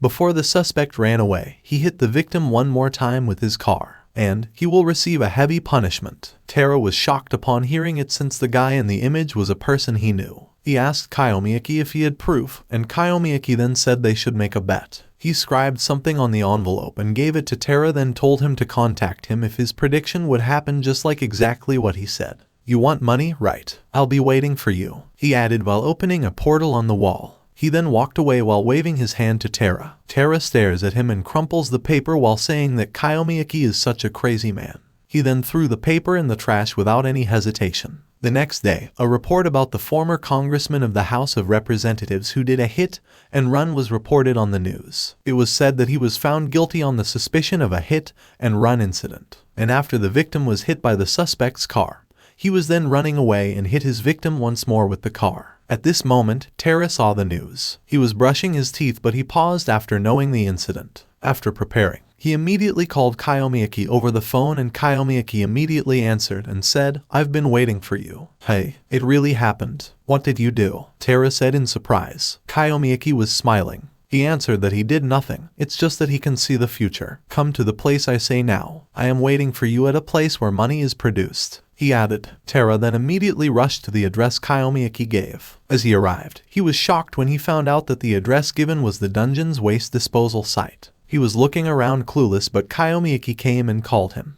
"Hey, what do you mean by a place where money is produced? This is basically a mountain of trash," Terra said. According to Kyomi Aki, this place where the waste of a dungeon is thrown away. Adventurers always bring their dropped items through the gates, although sometimes those items are spat out from a gate. But these items are special. Even modern technologies couldn't process them, since they couldn't hold those items indefinitely, so they just threw those items in this place. But he knew that 3 years from now, there would be a technology that is able to process these materials as biofuel. But with the power Terra has, this could be done within a year. With this, he believes Terra can monopolize this business for himself. Terra ironically smiled and proclaimed he wouldn't be fooled. Terra believes that Kyomi Aki wanted to use his talent to make himself rich. Who would believe such nonsense? He shouted while activating his power. He then attacked a bunch of garbage, and Kyomi Aki was dumbfounded knowing that Terra used his decomposition reconstruction. He made a golem with the garbage, and he was mad as he concluded that Kyomi Aki was making fun of him. Because of what he believes, he declares not to forgive Kyomi Aki. The golem clenched its fist and tried to attack Kyomi Aki. Kyomi Aki managed to avoid the golem's attack, and he was determined to get Terra's trust, knowing that Terra was the real alchemist. He then activated his craft ability and immediately crafted a sword of Azov. He then swung the sword and destroyed the golem without any hesitation. The golem's parts shattered to pieces and fell on the ground. Terra was covering his face, but when he looked in front of him, he panicked when he didn't see Kyomi Aki. He then looked around and claimed that Kyomi Aki was also a creator. He then heard behind him Kyomi Aki replied that he only created swords. Terra was scared when he saw several swords heading toward him. He then activates his recombination ability and puts his hands on the ground. With that, he created a huge barrier and defended himself against the swords. However, it only lasted for a few seconds. The swords Kyomi Aki crafted stabbed deep down at the barrier of Terra, making the barrier completely destroyed. Terra was sweating and he almost cried in fear since there was a sword heading straight to his face. He closes his eyes and grits his teeth. He was sitting on the ground, but he opened his eyes when he felt there's nothing happened. He then saw the sword floating and almost near to his face. Kyomi Aki then appeared and grabbed the sword while telling Terra that he was not deceiving him. "I want you to cooperate with me," he added. "I won't tell you to do it for free. I actually offered you an equivalent exchange in return. Don't you want money?" he stated. "That's right. Money is the most important thing in this world. Even if it's only 1 yen, I have to get it for sure. Don't you agree?" Terra replied while squeezing the trash. Kyomi Aki was puzzled. Terra then slowly said and accepted Kyomi Aki's offer. He then proclaimed that he would make the medicine Kyomi Aki asked for. Kyomi Aki then told him that he was willing to help him. Terra cleaned his hands and stated that he could stay calm even after getting dirtied by some trash. He was still hesitant to believe Kyomi Aki's future reading power. However, he witnessed a skill from Kyomi Aki that he had never seen before. He could say that Kyomi Aki has the ability to suppress him on a rank, and with that, he believes that Kyomi Aki's worth is more than a normal person. He then told Kyomi Aki that his potential caught his attention. Kyomi Aki was still puzzled, but he gave thanks to Terra. However, Terra said there's still something he feels is strange. He asked Kyomi Aki if the pile of trash around them was really going to be convertible into biofuel. Kyomi Aki then said it was true. Terra then gets his phone to check the current cost of biofuel. He explains that in reality, the profit depends on how many liters they can produce, and monopolize the whole production facility before the technology is even developed. While he was explaining, Kyomi Aki didn't get anything. I see, it indeed has quite a prospect. If it's true, then this will be big, Terra said. He and Kyomi Aki then headed back to his vehicle, and he proclaimed that he was taking this all for himself. Kyomi Aki then said he neither has the technology nor any funding. He believes that this knowledge is really useful for those who know how to utilize information. Terra really believes that Kyomi Aki really heads the future foresight, so he concludes Kyomi Aki could establish his own future business, but he chooses to collaborate with Terra, which is why Terra thinks there is something he needs. Kyomi Aki never responded at all. Terra then slightly looked at him and honestly said that even with the medicine that he would make for Kyomi Aki, he wondered what Kyomi Aki already saw in the future. Allow me the honor to witness it, he said as he extended his hand. Kyomi Aki then shook hands with him while informing him that he would contact him again later. With this, Kyomi Aki deduces all the puzzle pieces are coming together. He was hoping that his sister Natsu could still hold for a bit more. The next day, Kyomi Aki went to the Tokyo Central University Campus General Research Building. As he entered, Terra welcomed him as it was Terra's laboratory. Together with Kyomi Aki was Alice, and she was excited for both men's collaboration. It's an honor to have you in my lab, El Takagi, Alice-san, Terra said. The honor is mine as well, Alice replied. At this time, Terra realizes the reason why Kyomi Aki came to him. Alice then confirmed it and honestly said it was through her connection. While they were talking, Kyomi Aki called Terra's attention. He was holding a brown pouch and he told Terra that inside are the ingredients for the medicine. He dropped it all on the table and Terra then checked it. Kyomi Aki informed Terra that it's moon magic stones. While observing it, Terra then said it was his first time seeing this kind of stone. Right now, he can sense a strong magic from inside the stone. For him, the stone is so beautiful like a pupa. According to Kyomi Aki, the stones are currently unawakened. Now, he wants Terra to awaken them with his power called the property morphing as an alchemist. Terra then said it was too abstract, but of course, he's willing to try it. He asked about its unawakened effects and Kyomi Aki replied that the stone is for the medicine of mana shock. Terra was surprised knowing that it was a special medicine, and until now, there is no cure for mana shock disease. He put down the stones and told Kyomi Aki that he wouldn't help him at all if the stones were used for psychotherapy nonsense. Kyomi Aki then confidently said he was telling the truth, and he was sure that the magic inside the stones could be used to neutralize the mana blockage of mana shock. Then, we can finally treat that disease with this, right? Alice asked, and Kyomi Aki replied, yes, I am not wrong. Please, believe me. He proclaimed sincerely. Terra was looking at him and saw his sincerity. He then smiled widely thinking that Kyomi Aki was actually a hidden treasure. He was holding his phone and sent a message to someone. He put one stone on the tray then told Kyomi Aki that he now understood and he asked him what kind of property should he change. Kyomi Aki then responded that it should be the property of heat. Terra then puts the tray on the table and activates his magic power while declaring that he should now begin. He clasped his hands and wrapped the stone with his power. A strong blow of wind happened because of his power. It was also called making Alice shiver. Alice was smiling while saying that he wondered what the stone would look like after. After a few minutes, Terra notices that there are no changes at all. He then concluded that the temperature might be not enough, so he decided to condense it and raise the thermal efficiency. It suddenly sparkles, so he informs Kyomi Aki and Alice that the reaction has changed. He smiled and proclaimed that he saw the stone's outer shell was dispersing heat. Now, he just needs to radiate its core. The changes in the stone slowly happened. Kyomi Aki and Alice went near Terra to see the changes clearly. Terra then informed them that he would now rearrange it properly. With this, he believes it would be finished. The shell shattered and fell on the tray. The final outcome is now a little circle floating above Terra's hand. It was shimmering and as per Terra, it was finally completed. Kyomi Aki then checked it himself and Terra asked if it was good enough for him. Kyomi Aki was teary-eyed as he answered yes, and he was glad that there was no problem with the medicine making at all. Originally, it would take years to complete this medicine, and in his past life, Natsu died. But now, he was confident that he could finally cure his sister. Kanzaki, thanks to you, I can save my little sister. Thank you, he said. He was holding Terra's hand while showing his appreciation. Alice was looking at him and she couldn't believe he would make this kind of expression, which shows that his sister is really important to him.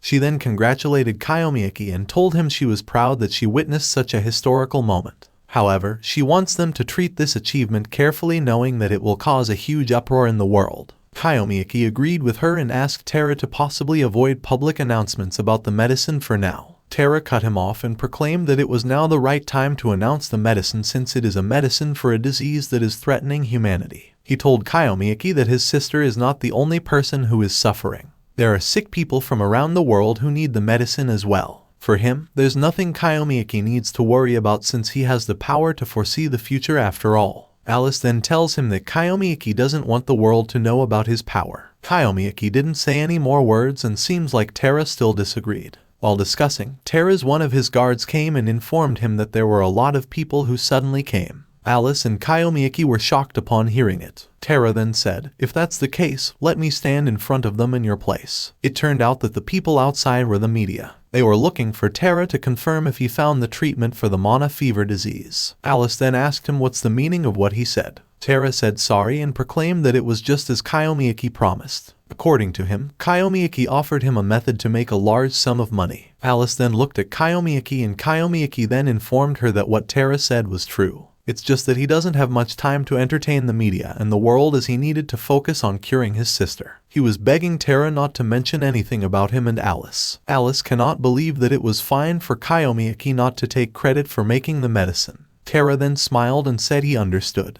He then told Kyomi Aki not to worry as he was willing to keep everything about his secret and get the media's attention alone. He then comes out of the building confidently, and of course, the first question he receives is if it is true that his latest drug development is a cure for Mana fever. He then proclaimed that the correct term was Mana shock. One reporter then stated that every magical medicine department has been searching for a treatment for the disease, so he could say now that it was too unfortunate for that department since the Kanzaki group has already found the cure. Tara then told the reporter not to say it that way, knowing that conquering Mana shock is a dream for humanity. And he claimed that their team just wanted to contribute to humanity's efforts. The reporter then apologized and admitted his rudeness. Tara was only showing humbleness, but he secretly smiled since he finally outsmarted that magical medics organization. He was so happy thinking that he already smelled the huge amount of money coming in. His smile disappeared when he heard another reporter questioning him about what treatment he developed. He was puzzled. He doesn't know what to reply.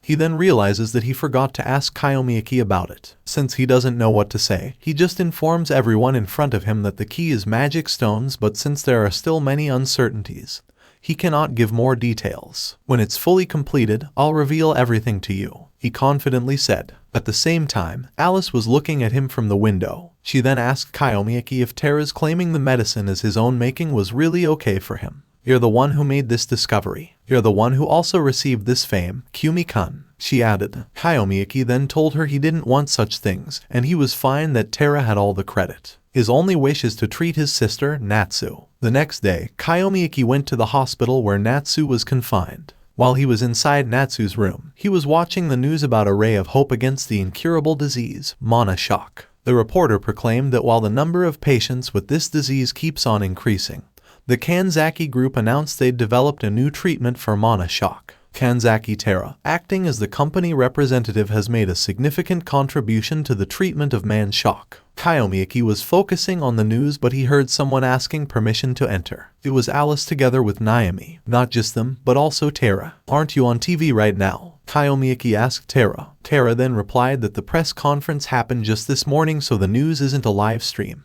He brought a case of medicine while informing Kyomi Aki that he finished altering the properties of the stones, so he came to deliver it. Naami was so thrilled upon seeing it since it was her first time. Alright then, let's start the treatment. Please tell us how to do this operation, Tara said. Kyomi Aki then apologized to him and informed him that his role was done. Tara was dumbfounded since he was expecting that he would also be the one treating Natsu using the medicine. From now on, it will do the job for a magic user. Naami, I'm leaving this to you, Kyomi Aki then said, and Naami replied yes. She was thrilled while telling Kyomi Aki that she was willing to help as long as she could. Kyomi Aki then smiled at her and said he was counting on her. How could you not need a doctor's hand on a treatment? It's nonsense, Tara said. Alice then concludes that Tara came as he probably didn't know how to use the magic stones. Tara then laughed and told Alice to stop joking around. He was sweating as he said there is no way for him to be too low for not knowing how to use the magic stone. He lied that he came only for the people, for the sake of the world. Kyomi Aki went to his sister and he knew Natsu was in so much pain. He held Natsu's hand and promised her that everything would be fine. He smiled at him to show positivity. Natsu then also smiled as her response to Kyomi Aki. Kyomi Aki grabbed the case of the medicine. He also got the first medicine Terra made. He used everything and let it float above Natsu. He used his power to let the medicine possess his sister's body. A purple smoke appeared, a sign that the effect of the medicine was getting started. Natsu was shaking. Kyomi Aki at the same time informed Naami that Natsu's condition would get better once the blockages were gone. He then permitted Naami to start healing Natsu, and Naami then immediately activated her healing magic and started treating Natsu. Fortunately, Natsu was breathing fine. Kyomi Aki is still using his mana channeling into the stones. He kept using up too much mana, which is why he became strong, but he was annoyed thinking that his level might not be enough right now, which is why he was struggling. Unfortunately, he lost his strength and he almost collapsed. Luckily, Alice supported him and helped him channel mana to the stones. "We can't fail here. I'm helping you," Alice said with a smile on her face. Kyomi Aki then also smiled back and continued what he was doing. He gave thanks to Alice and he don't feel heavy now because of Alice's help. The medicines were shimmering. They continued what they were doing until the light got stronger. The medicines cracked and fell down. Terra was scared. He was hiding in the curtain while asking Kyomi Aki if he succeeded in treating his sister. Kyomi Aki then said that it was supposed to be enough. Natsu was still breathing. She called Kyomi Aki, so Kyomi Aki immediately responded and asked if she was fine and how she felt. Natsu then replied that she felt like she was feeling better. She removed the mask and smiled while saying that it was not painful anymore. Kyomi Aki then pulled her and they both hugged each other tight. Kyomi Aki started to cry and said he was glad. Natsu also cried with him and Naami became emotional because of them. Terra at the same time picked up a little piece of the broken medicine and concluded that by channeling man into the stones placed above the patient, it is possible to treat them. Alice then pulled him and said they should discuss the details outside so they could leave Kyomi Aki and Natsu alone. Kyomi Aki and Natsu still hugged each other and treasured the moment. A few days later, the news stated that the newly developed drug of the Kanzaki group had made a significant contribution to enabling the treatment of patients with mana shock. The number of casualties has also dropped. However, the mana shock is causing a lot of trouble, and right now, they are still in a situation where they need to remain cautious. Natsu was running early in the morning and he was listening to the news. It was also said that the Kanzaki group is seeking cooperation from adventurers in order to mass-produce the newly dropped drug. The moon magic stone is being sought as the main ingredient for the said drug. While running, Natsu received a call. She answered the call and the caller instantly greeted her a good morning. Natsu widely smiled and greeted back the caller as it turned out it was her brother, Kyomi Aki. Kyomi Aki asked if her body was fine and she replied that she felt great and was doing jogging. She then asked Kyomi Aki where he was and Kyomi Aki said he's currently on the highest mountain on Earth. He was at the Himalayan mountain range Mount Everest with an altitude of 8,850 meters. Kyomi Aki then informed Natsu that he was about to climb down from the mountain. Natsu over the phone was amazed at him and asked the reason why he decided to hike up such a mountain. It turned out that Kyomi Aki received this quest from the system and he just completed it now. He was smiling as he received the reward, and for his answer to his sister's question, he just said that it is because a mountain is meant to be conquered. Natsu then said he was weird sometimes, but for her, it was fine as long as Kyomi Aki was having fun. Besides, she also wants to go anywhere she wants with her own feet. Being able to move like she is truly happiness. She then proudly said that she had decided she wanted to become an adventurer just like her brother and collect those moon magic stones for the sick. Kyomi Aki just smiled as he was happy that Natsu could now possibly do her dream. Natsu asked if he would support her and he replied of course and that he was willing to help her get stronger. He then promised his sister to practice together climbing once he returned, but Natsu replied that he still didn't have the confidence to climb mountains. Another few days passed. Kyomi Aki arrived at Japan Narita Airport. He was heading out of the airport. He sighed and complained that the flight took a long time and was really tough. His stomach suddenly growled and he realized he was hungry. He then remembered Natsu, so he planned to have a meal with her. As he exited the airport, he saw a whiteboard with his name written on it. The one holding was a lady. The lady then saw him and asked if he was Kyomi Aki. Kyomi Aki then replied yes and asked her identity and how she knew he would be at the airport that day. The lady then told him that her master was waiting for him. Kyomi Aki then questioned what would happen if he refused, but the lady begged him not to. My master wanted to show his appreciation to you for developing the method of treating mana shock, the lady stated. Kyomi Aki then asked what she meant to say and she replied that her master already knows everything. There was a black vehicle in front of them, and the lady invited Kyomi Aki to enter if he was willing to meet her master. The first thing Kyomi Aki saw inside the car was the plate of fruits. He asked the lady if it was fine to eat it, and the lady said yes and wished him to enjoy himself. Of course, Kyomi Aki entered, and the lady then immediately traveled back to her boss. Kyomi Aki started eating, but after just a few minutes, the lady said they were almost at their destination. Kyomi Aki then saw a huge villa. The vehicle entered the gate, and as they came out from the car, Kyomi Aki then saw a familiar flag. The lady then sent Kyomi Aki to her master and let him enter the hall. The master she was referring to was a long-haired guy. He stood and welcomed Kyomi Aki. He headed down and said sorry to Kyomi Aki for forcefully bringing him to his villa. This guy is an S-Class adventurer, Karahi Dego, the leader of the S-Class guild, Frozen Elite. Kyomi Aki was shocked, but this is what he also expected. He was aware that Dego was also on the same level as the powerful Camellia Rage Guild. As Dego walked toward him, he already felt his pressure, and he was wondering what Dego wanted from him. All of a sudden, Dego jumped toward him. He was startled, but he wasn't able to avoid Dago's arms. It turned out that Dego hugged him tightly while crying.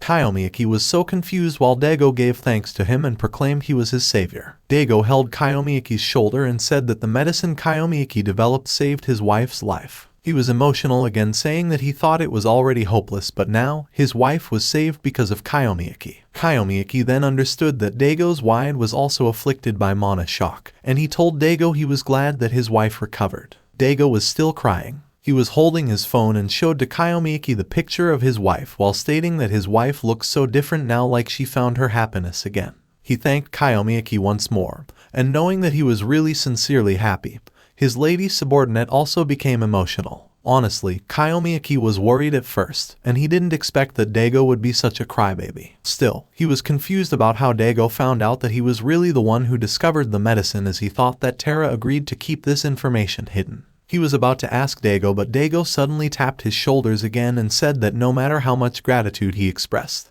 he knew it would never be enough, but he still wanted to give him as much reward as possible. If it's okay with you, why not join the Frozen Elite? He asked. Kyomi Aki was shocked since he never expected this to happen. It was an honor for him, but he refused and informed Dego that he had already joined another guild. Dego was aware that Kyomi Aki was under the Camellia Rage, so he told him that Camellia Rage doesn't have something that his guild does. According to him, they have a clue on how to reach the S-Class dungeon, Abyss. Kyomi Aki was surprised upon hearing it. Dego then confidently said that the path to that dungeon, which had been closed for years, was finally about to be opened. So, what do you think? Do you want to go with us? He asked while extending his hand. Kyomi Aki was staring at his hand, and he was thinking if he should join Dego, knowing that Dego could help him reach the S-Class dungeon, Abyss. Normally, the gate that connects to the S-Class dungeon Abyss is closed, making venturing into the dungeon impossible. It's an unexplored place where conquering it is difficult. However, as long as they fulfill a certain condition, the seal will break and the gate will open. That's what Kyomi Aki heard about Abyss, yet Dego was saying he had a clue on how to reach that place. Dago's hands were behind him. He was smiling as he said that the clue he had was about how to reach the core of the Abyss. Despite Camellia Rage being a place full of brilliant people, he believes it is still impossible for Takagi Alice. He claimed that the dungeon Abyss is the hardest unconquerable dungeon to this day, and he was confident that the only ones capable of doing that were their Frozen Elite Guild. Such confidence. What's your proof? Kyomi Aki asked. Dego then said that his proof is the S-Class monster that is lurking inside the Abyss. They have the information about that machine dragon. Kyomi Aki was shocked once more since it was true, and he was very curious about where Dago's team got that information from. That dragon. Don't tell me you already knew about it, Dego said. Kyomi Aki flinched, thinking that it would be troublesome if Dego found out he knew about it. He then lied that he only heard about it through rumors. Let's leave it at that. But, even if you're my savior, I still can't tell you about this. If you join our guild, I'll tell you everything, Dego stated. Kyomi Aki didn't respond for a moment. He never forgets that the machine dragon, Kululukan, was the trigger why he regressed into the past. After saving Natsu from the mana shock, he doesn't have any more reason to meet that monster again.